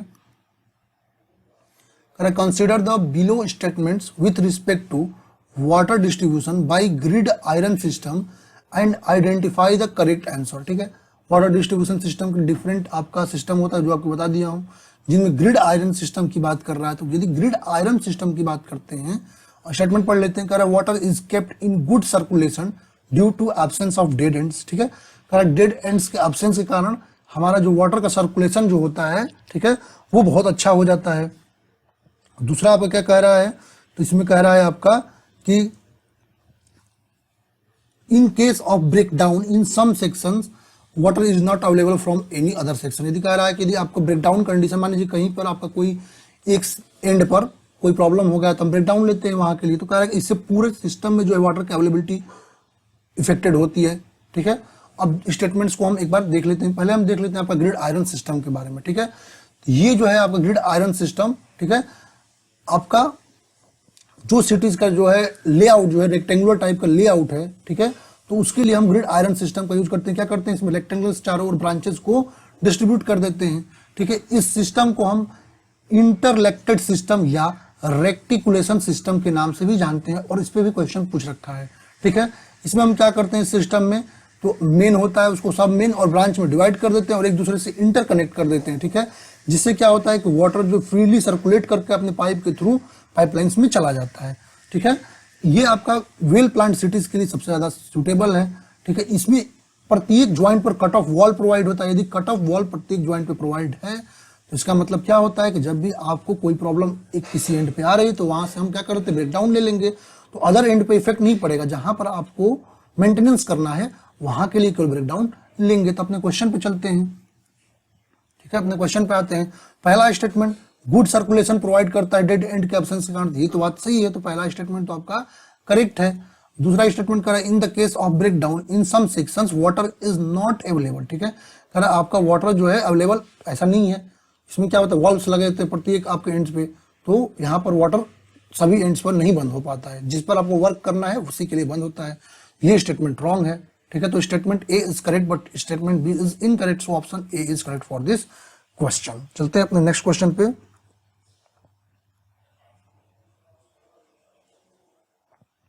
The modular ratio M used in the working stress analysis of reinforced section concrete section is the ratio of। यदि हम बात करते हैं मॉड्यूलर रेशियो एम की, ठीक है, यदि हम WSM में बात करते हैं, यदि हम बात करते हैं WSM में अपने एम की, WSM यदि एम की बात करते हैं तो WSM में क्या होता है 280 बाई आपका 3 सिग्मा CBC, 3 सिग्मा CBC। और यदि हम बात करते हैं अपने LSM की बात करते हैं, LSM के लिए हम बात करते हैं तो एम बराबर क्या होता है ES upon EC, modulus of elasticity steel और modulus of elasticity of concrete. यहाँ पर कोई ऑप्शन दे रखा है modulus of elasticity of steel to that of concrete, तो option C is correct, modulus of steel to that of concrete. ठीक है, चलिए चलते हैं नेक्स्ट क्वेश्चन पे। कह रहा है as per IS 800 2007 when transverse stiffness are not provided in plate girder, the T/DW ratio of the wave connected to flanges along one longitudinal edge only shall be। ठीक है, आपका पूछ रहा है और उसका सब डिनोटेशन भी दे रखा है। D से डेप्थ ऑफ वेव है, TW आपका थिकनेस ऑफ वेव है और एप्सिलॉन W जो है वो आपका यील्ड स्ट्रेस है आपका। कह रहा है कि एज पर IS 800 2007 यदि हमारा ट्रांसवर्स जो है स्टिफनेस अपने प्लेट गर्डर में नहीं प्रोवाइड कर रहे हैं तो D/TW की रेशियो क्या होगी फ्लेंज के लिए। ठीक है, इसकी हम बात करते हैं। ठीक है, एज पर IS तो उसमें आते हैं 8.6.1 क्लॉज में, वहां पर एज पर IS 800 2007 तो यदि आपका ट्रांसवर्स स्टिफनेस प्रोवाइड नहीं किया गया आपका वेव कनेक्ट और फ्लेंज के लिए तो इसकी वैल्यू जो होती है T/TW की वो होती है आपका लेस देन या इक्वल टू 200 एप्सिलॉन W। यदि आपका जो है ट्रांसवर्स स्टिफनेस, ठीक है, not provide web flange along longitudinal edge only. ठीक है, यदि केवल लॉन्गिट्यूडिनल एज के ओनली केवल, ठीक है, वेव के द्वारा नहीं दिया गया केवल लॉन्गिट्यूडिनल एज के लिए तो 90 होता है। यदि हमारा पूछ रहा है किसके लिए पूछ रहा है, देखते हैं क्या दोनों के लिए पूछ रहा है या एक के लिए। Plate girder ratio web connected to flange along one longitudinal edge only, तो आप one longitudinal edge only both के लिए नहीं करा तो ये 19 हो जाएगा। तो 90 epsilon W. So option A is correct for this question. चलते हैं नेक्स्ट क्वेश्चन पे। Which of the following factors does not influence the maximum size of aggregate. करेंगे कौन सा फैक्टर जो है मैक्सिमम साइज ऑफ एग्रीगेट को इन्फ्लुएंस नहीं करते हैं। Thickness of the structural member, cover thickness of steel reinforcement, spacing of reinforcement, gradation of aggregates. ठीक है, यदि हम बात करते हैं अपनी मैक्सिमम साइज ऑफ एग्रीगेट तो वो आपका डिपेंड करता है। ठीक है, मैक्सिमम साइज ऑफ एग्रीगेट जो है वो आपका डिपेंड करता है आपका थिकनेस पर स्ट्रक्चरल स्टील के। ठीक है, यदि बात करते हैं तो ये आपका आईएस कोडल प्रोविजन कहता है कि किसी भी एग्रीगेट का मैक्सिमम साइज, ठीक है, वो आपका थिकनेस मेंबर के थिकनेस के 1/4 से ज्यादा नहीं हो सकता है। तो इसका मतलब इस पर डिपेंड थिकनेस पे कर रहा है स्ट्रक्चरल सेक्शन के। ठीक है, स्पेसिंग पर आप स्पेसिंग भी निकालते हैं, क्लियर कवर निकालते हैं तो उस पर भी डिपेंड करता है। ठीक है, नॉमिनल साइज जो है वो आपका registered 5 mm less than minimum clear distance of main बार होता है, तो इस पर डिपेंड करता है। तो किस पे डिपेंड इसमें कह रहा है कि नहीं करता है, थिकनेस पे करता है। ठीक है, कवर पे करता है, स्पेसिंग पे, ग्रेडेशन ऑफ लाइन एग्रीगेट्स पे डिपेंड नहीं करता है। सो ऑप्शन क्या हो जाएगा सही आपका ऑप्शन नंबर डी। चलते हैं नेक्स्ट क्वेश्चन पे।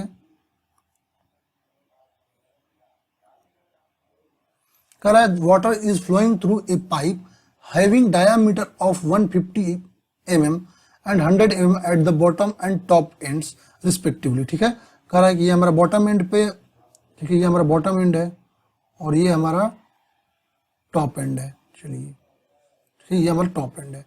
बॉटम एंड पे आपका डायमीटर दे रखा है 150 mm और टॉप एंड पे diameter 100 mm। Calculate the kinematic head पूछ रहा है आपको। ठीक है, काइनेमेटिक हेड आपको पूछ रहा है, काइनेमेटिक हेड आपको पूछ रहा है। Water at the upper and in the, ठीक है, अपर एंड में आपको काइनेमेटिक हेड पूछ रहा है। ठीक है, आपका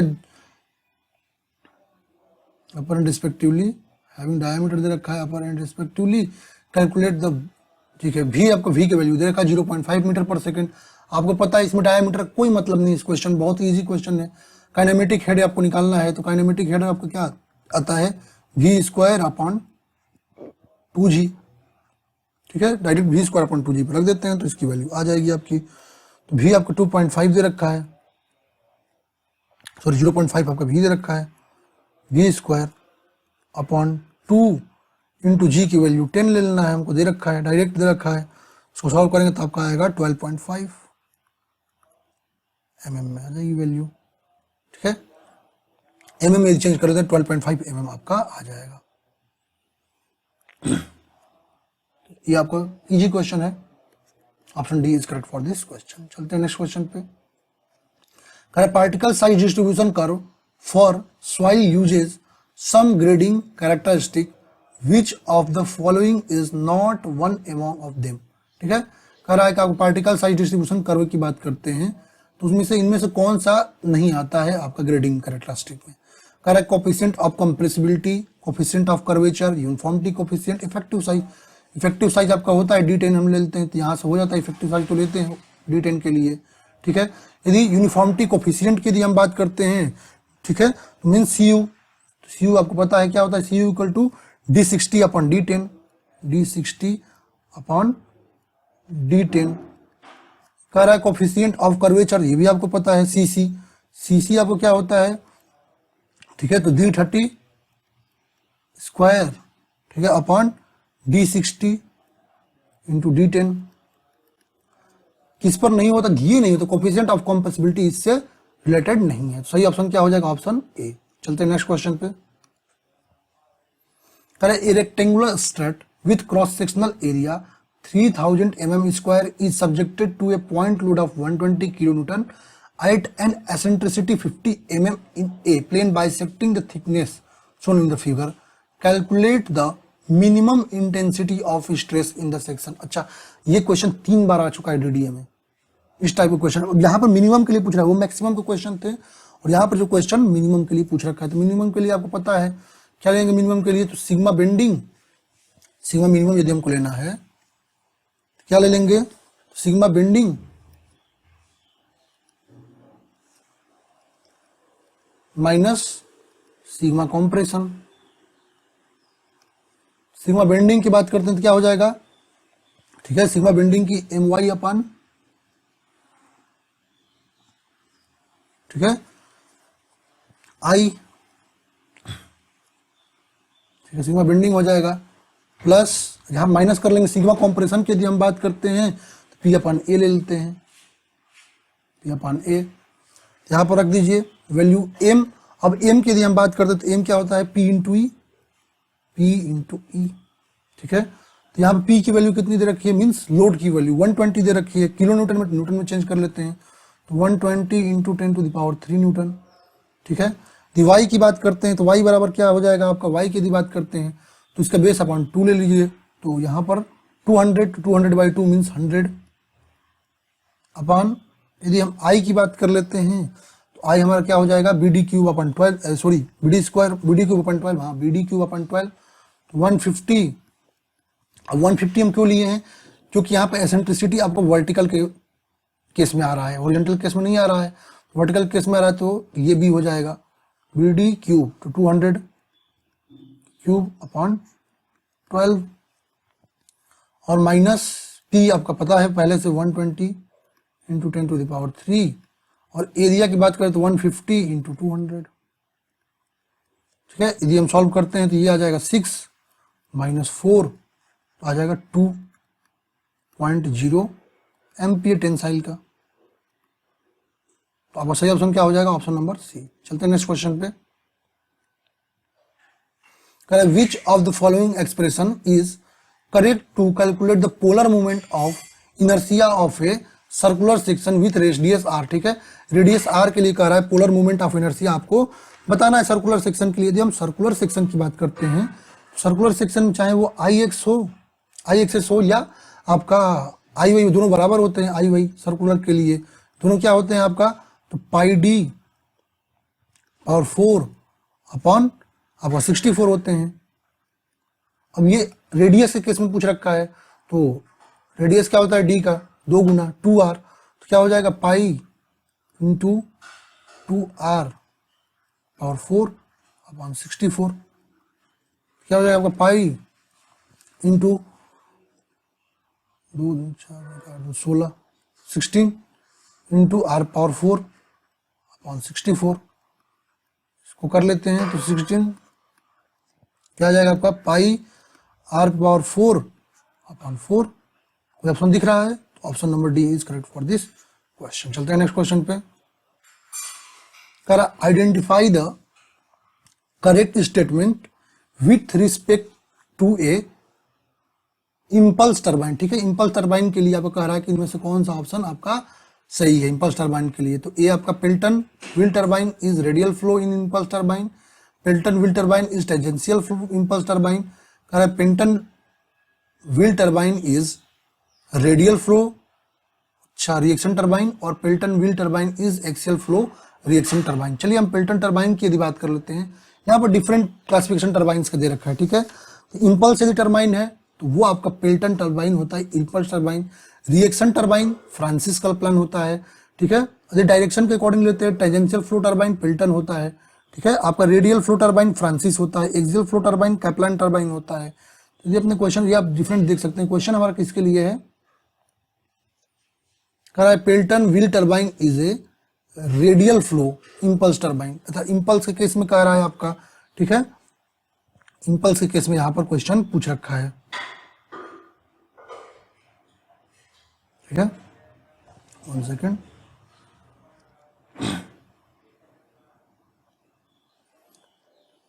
करेक्ट स्टेटमेंट बता रहा है पेल्टन टरबाइन आपका रेडियल फ्लो एक्शन टरबाइन होता है। जो पेल्टन टरबाइन की बात करते हैं 1 सेकेंड, तो वो आपका रेडियल, ठीक है।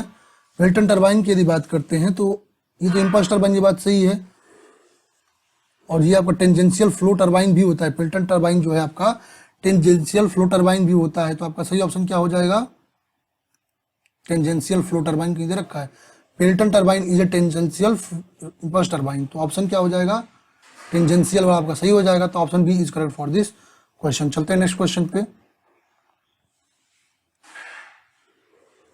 Consider the statement with respect to a balance failure in is RCC structure term and identify the correct answer. ठीक है, आपका कह रहा है कि आपका एक आरसीसी स्ट्रक्चर में बैलेंस फेल्योर के लिए कौन सा स्टेटमेंट यहाँ पर करेक्ट होगा। एक स्टेटमेंट दे रखा है balance failure is expected to occur when the compressive strain in the extreme fiber of concrete reaches the ultimate strain and tensile strength at the level of centroid of the steel reaches the yield strength। ठीक है, कह रहा है कि आपका balance failure कब होगा, जब आपका कॉम्प्रेसिव स्ट्रेन, ठीक है, एक्सट्रीम फाइबर पर कंक्रीट के पहुंच जाएगा और अल्टीमेट स्ट्रेन जो है वो ठीक है आपका, और आपका जो टेंसाइल स्ट्रेन है वो आपका कहाँ पहुंच जाएगा, यील्ड स्ट्रेन तक पहुंच जाएगा। तो ये स्टेटमेंट सही है। जब हम आपका, ठीक है, जो फेल्योर की बात करते हैं, ठीक है, जब हम अपने फेल्योर की बात करते हैं, बैलेंस सेक्शन की बात करते हैं, बैलेंस सेक्शन क्या होता है कि आपका लिमिटिंग एरिया जो है, ठीक है, आपका क्रैन फोर्स एरिया के इक्वल हो जाता है तो आपका बैलेंस सेक्शन होता है। इसमें क्या करते हैं, इसमें अल्टीमेट स्ट्रेंथ आपका कॉन्क्रीट का और पहुंच जाता है और स्टील का जो है, ठीक है, वो भी अल्टीमेट तक पहुंच जाता है। एक ही सेम पॉइंट पर आपका concrete, same point of time पे बात करते हैं तो कंक्रीट और स्टील फेल जो होते हैं वो एक साथ होते हैं। ठीक है, वो होते हैं आपका क्रशिंग ऑफ कंक्रीट के कारण। ठीक है, और बैलेंस फेल्यूर अकर करता है आपका कॉम्प्रेसिव स्ट्रेन के कारण और टेंसाइल स्ट्रेन। कॉम्प्रेसिव स्ट्रेन आपका कंक्रीट का और टेंसाइल स्ट्रेन आपके स्टील का। ठीक है, यदि देखते हैं तो ये आपका ये स्टेटमेंट तो सही मिल जाता है, तो स्टेटमेंट ए करेक्ट है। Balance failure is expected occur by simultaneous initiation of crushing of concrete and yielding of steel. ठीक है, कह रहा है कि यदि आप बैलेंस फेल्योर की बात करते हैं तो साइमल्टेनियसली आपका इनिशिएशन होता है क्रशिंग ऑफ कंक्रीट का और यील्डिंग ऑफ स्ट्रेन का। ठीक है, तो ये यदि हम बात करते हैं अपने क्वेश्चन की, ठीक है, तो यहाँ पर सही ऑप्शन क्या हो जाएगा, तो यहाँ पर आपका दोनों स्टेटमेंट सही मिल रहे हैं, यहाँ पर कोई स्टेटमेंट रॉन्ग नहीं है, ये भी स्टेटमेंट सही है। तो option A is correct for this question. चलते हैं अपने नेक्स्ट क्वेश्चन पे।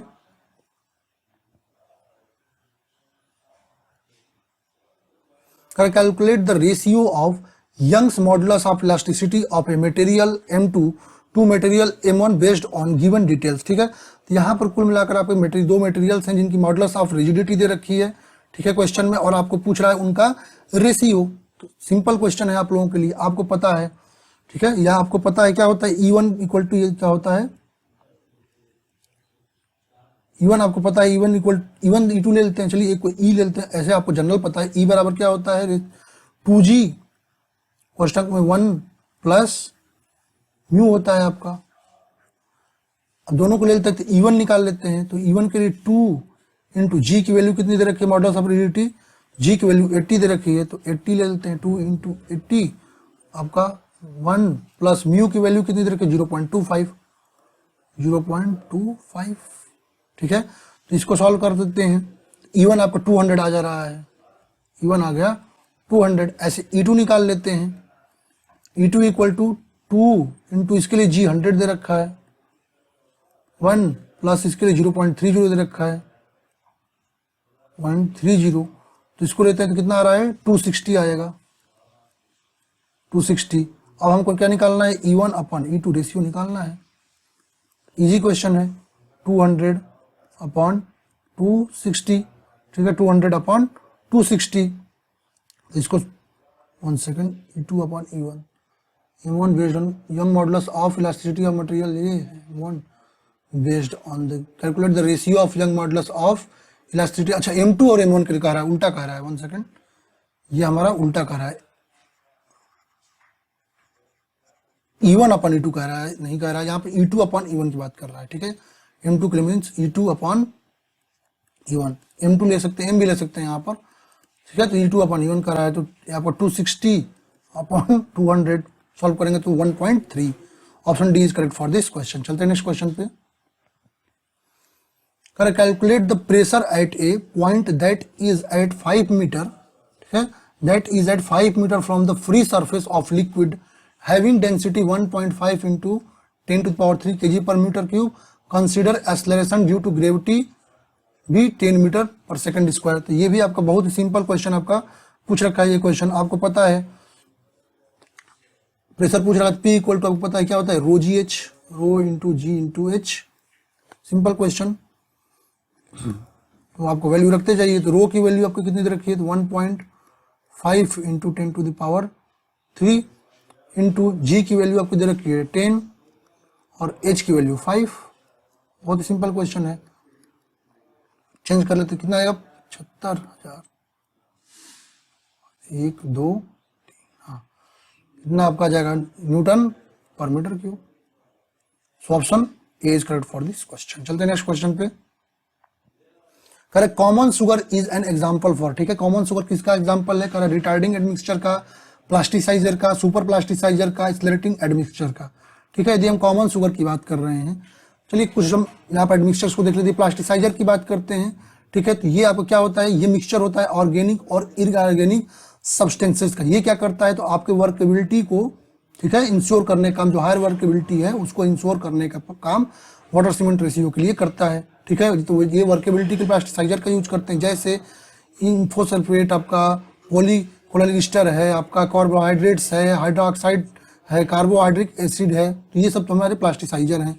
सुपर प्लास्टिसाइजर की बात करते हैं तो ये भी प्लास्टिसाइजर की तरह होते हैं, ठीक है, बट इनका केमिकल रिएक्शन होता है वो डिफरेंट होता है। एग्जाम्पल में देख लेते हैं, तो ये आपका डिफरेंट एग्जाम्पल भी आपको देख सकते हैं यहाँ पर, ठीक है। यहाँ पर रिटार्डर्स की बात करते हैं, तो रिटार्डर्स क्या होते हैं, तो वो क्या करते हैं, आपका इनिशियल सेटिंग टाइम जो है उसको इंक्रीज करने का काम हम रिटार्डर्स को लाते हैं, ठीक है। अब जैसे आपका कैल्शियम सल्फेट है, स्टार्च है, शुगर है, ये सब रिटार्डर है। एक्सेलरेटर क्या करता है, तो इंक्रीज कर देता है, ठीक है, इनिशियल सेटिंग टाइम को इंक्रीज, ठीक है। तो ये यदि हम बात करते हैं यहाँ पर रिटार्डर्स, शुगर, कॉमन शुगर की बात करते हैं, ये आपका रिटार्डिंग एडमिक्सचर के रूप में यूज में लाया जाता है। तो option A is correct for this question. चलते हैं नेक्स्ट क्वेश्चन पे।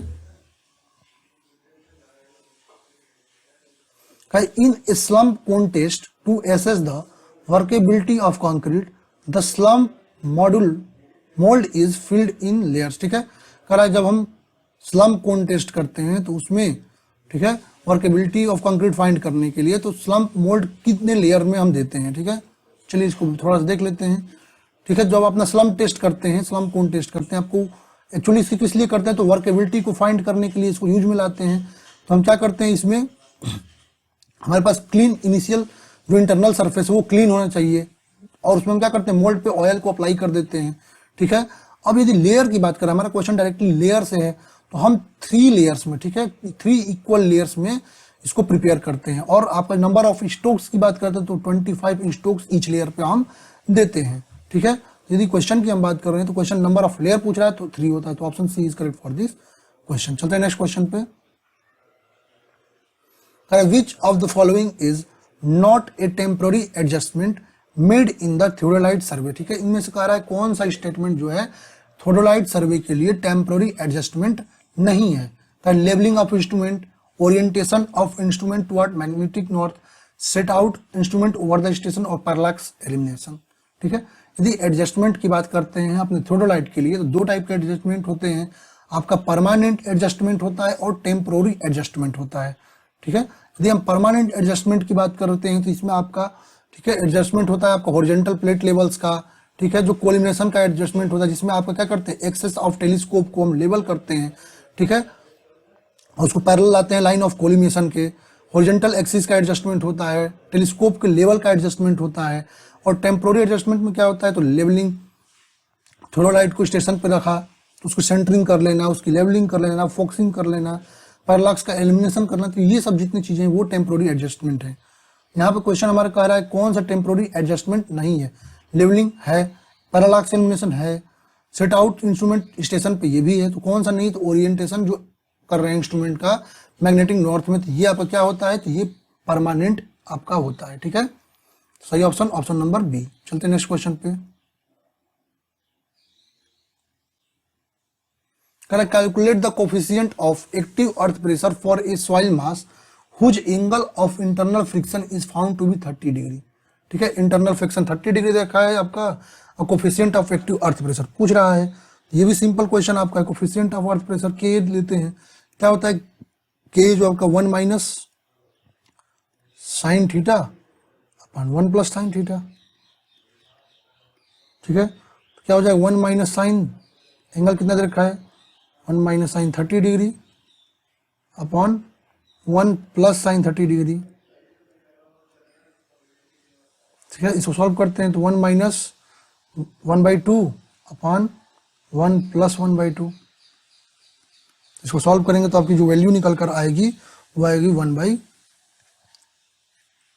ठीक है, 2 तो 1/2 अपॉन 3/2 लेंगे तो ये कितना आ जाएगा आपका, जब सॉल्व करेंगे तो 2 से 2 कट जाएगा तो 1/3। तो option C is correct for this question. चलते हैं नेक्स्ट क्वेश्चन पे। Identify the type of slab based on the size of reinforced cement concrete slabs given below. ठीक है, अब स्लैब का L1 LY दे रखा है, LX दे रखा है L1 के लिए, स्लैब 2 के लिए भी दे रखा है। ठीक है, LY लेंथ शॉर्टर स्लैब। चलिए ये आपको बताना है कौन सा स्लैब है। तो ये भी आसान क्वेश्चन है। यदि हम आपका जो है वन वे स्लैब की यदि हम बात करते हैं, ठीक है, यदि हम बात कर रहे हैं वन वे स्लैब की, यदि हम वन वे स्लैब की बात करते हैं तो वन वे स्लैब के लिए LY अपॉन LX का जो रेशियो होता है, ठीक है, वो अब क्या होता है, ग्रेटर देन या इक्वल टू 2। यदि हम बात करते हैं अपने टू वे स्लैब की, two way slab, two way slab के लिए क्या होता है, LY upon LX is less than 2। अब दोनों को सॉल्व कर लेते हैं। तो पहले का निकाल लेते हैं LY अपॉन LX। तो यहाँ पे क्या हो जाएगा, स्लैब 1 के लिए, स्लैब 1 के लिए निकाल लेते हैं।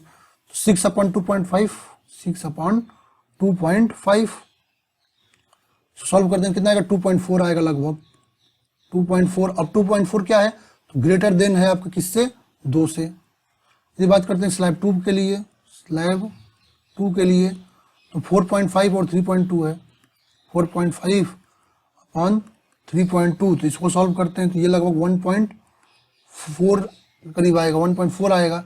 ठीक है, तो इसकी बात कर लेते हैं तो ये आपको क्या है, 1.4 है, तो ये लेस देन 2 है। आपको मिल गया स्लैब 1 जो है, स्लैब 1 की बात करते हैं तो वन वे स्लैब है, और स्लैब 2 की बात करते हैं तो ये आपका टू वे स्लैब है। तो ऑप्शन है स्लैब 1 वन वे स्लैब, और स्लैब 2 की बात करते हैं तो स्लैब 2 आपका जो है, ठीक है, तो आपको सही ऑप्शन क्या मिल गया, तो option number slab 1 one way और स्लैब 2 टू वे। तो option B is correct for this question. चलते हैं नेक्स्ट क्वेश्चन पे। इसमें कह रहा है क्वेश्चन नंबर 75 में, consider the below statement with respect to compass surveying and identify the correct answer. ठीक है, यहाँ पर कंपास सर्वे के रिलेटेड जो है कुछ स्टेटमेंट दे रखा है, पूछ रहा है कौन सा करेक्ट होगा। ठीक है, a surveyor compass works on the principle of magnetism and use magnetic needle. ठीक है, कंपास सर्वे कह रहा है वो आपका मैग्नेटिज्म के प्रिंसिपल पर काम करता है, उसमें मैग्नेटिक नीडल का यूज करते हैं। स्टेटमेंट भी कह रहा है sum of included angles in a closed traverse set by a compass is always 360। यदि बात करते हैं अपने कंपास सर्वे की, ठीक है, चलिए थोड़ा सा देख लेते हैं। यदि कंपास सर्वे की बात करते हैं तो ये लॉ ऑफ मैग्नेटिज्म पे काम करता है। इसमें आपका मैग्नेटिक नीडल होता है जो कि आपका एज बार टाइप का नीडल होता है। यदि हम बात करते हैं ट्राइवर्स की प्रॉपर्टीज की, ठीक है, तो ट्राइवर्स यदि आपको इंटीरियर एंगल फाइंड करना है तो हम 2 into number of side -4 into 90 degree इस पे फाइंड कर लेते हैं। यदि इंटीरियर एंगल फाइंड करना है तो 2n-4 इंटू 360 डिग्री पे फाइंड कर लेते हैं। ठीक है, यदि हम बात करते हैं अपने क्वेश्चन पे आते हैं, ठीक है, अपने क्वेश्चन पे यदि हम आते हैं, 1 सेकंड, अपने क्वेश्चन पे आते हैं तो पहला स्टेटमेंट तो सही है। पहला स्टेटमेंट जो आपको कह रहा है कंपास सर्वे में मैग्नेटिक नीडल का यूज करते हैं, तो स्टेटमेंट सही है, मैग्नेटिज्म के प्रिंसिपल पे काम करता है। लेकिन कह रहा है कि 360 डिग्री ऑलवेज होता है, नहीं, ये आपका नंबर ऑफ साइड पे डिपेंड करता है। तो स्टेटमेंट ए आपका सही है और स्टेटमेंट बी इनकरेक्ट है। तो option C is correct for this question. चलते हैं अपने नेक्स्ट क्वेश्चन पे। As per IS 4562,000 maximum cross section area of tension reinforcement in a reinforced cement concrete beam size दे रखा है। आपका maximum area of tension reinforcement इसमें पूछ रखा है। ये भी इजी क्वेश्चन है, आपको पता है आपका मैक्सिमम आपका रेनफोर्समेंट का एरिया होगा वो होगा 0.4 BD। लेते हैं 0.4 इंटू आपका 200, ठीक है, 0.4 इंटू 200 इंटू आपका 450। इसको यदि हम सॉल्व करते हैं, ठीक है, 0.4 BD लेते हैं, 4% लेते हैं, 0.04 होगा। ठीक है, आंसर 0.04 होगा। ये यहाँ सॉल्व कर लेते हैं तो आपकी जो वैल्यू निकल कर आएगी वो आएगी 3600 mm square. So option B is correct for this question. चलते हैं नेक्स्ट क्वेश्चन पे। Convert the direction of a line PQ measured in quadrantal bearing system, north 25 degree 30 minute, west अब इसको होल सर्कल में बताना है, तो चलिए देखते हैं किस क्वाड्रेंट में है ये आपका, ठीक है। तो यदि आप ये अगर north, south, east, west, north 25 degree west, इसका मतलब ये किसमें, फोर्थ क्वाड्रेंट में है। जब फोर्थ क्वाड्रेंट में है तो सिंपल है, 360 से माइनस कर लेते हैं, फोर्थ क्वाड्रेंट में तो 360 माइनस 25 डिग्री 30 मिनट, सॉल्व करेंगे तो आपका आएगा 334 डिग्री 30 मिनट। सही ऑप्शन ऑप्शन नंबर डी। चलते हैं नेक्स्ट क्वेश्चन पे। What is the maximum acceptable and permissible limit of chloride for drinking water, ठीक है। ड्रिंकिंग वाटर के लिए आपका IS कोड 10500 2012 के अकॉर्डिंग आपका एक्सेप्टेबल लिमिट और परमिसिबल लिमिट पूछ रहा है, ठीक है। ये आपका दे रखा है टेबल, आप देख सकते हैं सभी के लिए। आप मेरा क्वेश्चन है वो आपका किसके लिए, क्लोराइड के लिए पूछ रखा है, तो 250 आपका एक्सेप्टेबल लिमिट होता है, 1000 परमिसिबल लिमिट होता है। सही ऑप्शन क्या हो जाएगा इसके according, option C is correct. चलते हैं नेक्स्ट क्वेश्चन पे। Consider the below statement with respect to properties of asbestos and identify the correct answer, ठीक है। यहाँ पे एस्बेस्टस की प्रॉपर्टी से क्वेश्चन है। तो एस्बेस्टस की बात करते हैं तो लो हीट कंडक्टिविटी, कह रहा है कि एस्बेस्टस जो होता है वो लो हीट कंडक्टिविटी होता है। दूसरा कह रहा है कि इसके पास हाईली एसिड से रेसिस्टेंस होता है, ठीक है। यदि हम एस्बेस्टस की बात करते हैं तो लो हीट और इलेक्ट्रिकल कंडक्टिविटी होता है, और ये होता है जो रेसिस्टेंस प्रोवाइड करता है, एल्कली के लिए हाई रेसिस्टेंस प्रोवाइड करता है बट एसिड के लिए पुअर रेसिस्टेंट होता है। ऑप्शन स्टेटमेंट ए तो सही है, लेकिन स्टेटमेंट बी कर एसिड के लिए हाईली, तो ये स्टेटमेंट रॉन्ग है। आपका स्टेटमेंट ए इज करेक्ट और स्टेटमेंट बी इज इनकरेक्ट, तो option B is correct for this question. चलते हैं नेक्स्ट क्वेश्चन पे। ये आपका लास्ट क्वेश्चन, 1 सेकेंड, आपका लास्ट क्वेश्चन है, कह रहा है consider below statement with respect to methods used balance and traverse, ठीक है। ट्राइवर्स बैलेंसिंग का मेथड का क्वेश्चन है। यदि हम बात करते हैं ट्रांजिट रूल में भी employed where angular measurement are less precise than linear measurement, कह रहा है ट्रांजिट रूल मेथड में आपका एंगुलर मेजरमेंट होता है वो लीनियर मेजरमेंट से लेस प्रिसाइज होता है। दूसरा स्टेटमेंट कह रहा है बॉडिश method assumes that the error in linear measurement is inversely proportional to the square root of the length of survey line, कह रहा है बॉडिश मेथड जो होता है वो एज्यूम करता है कि लीनियर मेजरमेंट होता है वो इनवर्सली प्रोपोर्शनल होता है स्क्वायर रूट सर्वे लाइन के। चलते थोड़ा बहुत इसके बारे में देख लेते हैं। यदि हम बॉडिश रूल की बात करते हैं, ठीक है, ये बैलेंसिंग रूल होते हैं, ठीक है, एरर के एलिमिनेशन के लिए। तो बॉडिश रूल की हम बात करते हैं, 1 सेकेंड, बॉडिश रूल की यदि हम बात करते हैं तो यहाँ पर जब आपका एंगुलर मेजरमेंट लीनियर मेजरमेंट के लगभग नियर सेम प्रिसीजन का होता है तो वहाँ बॉडिश रूल का हम यूज करते हैं। इसमें हम क्या करते हैं, तो इसमें हम कहते हैं करेक्शन जो होता है वो डायरेक्टली प्रोपोर्शनल होता है लेंथ ऑफ साइड के, ठीक है। इसमें यदि हम बात करते हैं अपने बॉडिश रूल में, ठीक है, तो बॉडिश रूल की यदि बात करते हैं तो यहाँ पर, ठीक है, लीनियर मेजरमेंट होता है वो प्रोपोर्शनल होता है आपका लेंथ ऑफ सर्वे लाइन के, और इनडायरेक्टली प्रोपोर्शनल होता है आपका एंगुलर मेजरमेंट के, ठीक है। तो आपको ट्रांजिट रूल की बात करते हैं तो ट्रांजिट रूल जो है उसमें एंगुलर मेजरमेंट जो होता है वो सबसे ज्यादा प्रिसाइज होता है लीनियर मेजरमेंट से। चलते हैं अपने क्वेश्चन पे। ट्रांजिट रूल के लिए कह रहा है कि एंगुलर मेजरमेंट लेस, तो ये ऑप्शन तो ऐसे ही रॉन्ग हो गया स्टेटमेंट, ठीक है, ठीक है, लेस तो ये रॉन्ग हो गया। कह रहा है बॉडिश मेथड में error of linear measurement inversely, ये भी गलत है। लीनियर आपका जो होता है प्रोपोर्शनल होता है, ठीक है, तो ये आपका रॉन्ग, तो दोनों स्टेटमेंट रॉन्ग है, तो both statements are incorrect, option C is correct for this question. इस तरह से हमने 28 मार्च इवनिंग के पेपर को सॉल्व कर लिया है। बाकी पेपर भी आगे के सभी हम लोग सॉल्व करेंगे, आप लोग ऐसे ही बने रहिएगा, ठीक है। बाकी यदि वीडियो आप लोगों के लिए सही लगी तो अपने दोस्तों के साथ शेयर करें, चैनल को सब्सक्राइब करें, और किसी भी कॉन्टेक्ट के लिए हमारे अदर लिंक, जिनका लिंक आपको डिस्क्रिप्शन बॉक्स में हमने दे दिया है, वहां से ज्वाइन कर सकते हैं। Thank you everyone.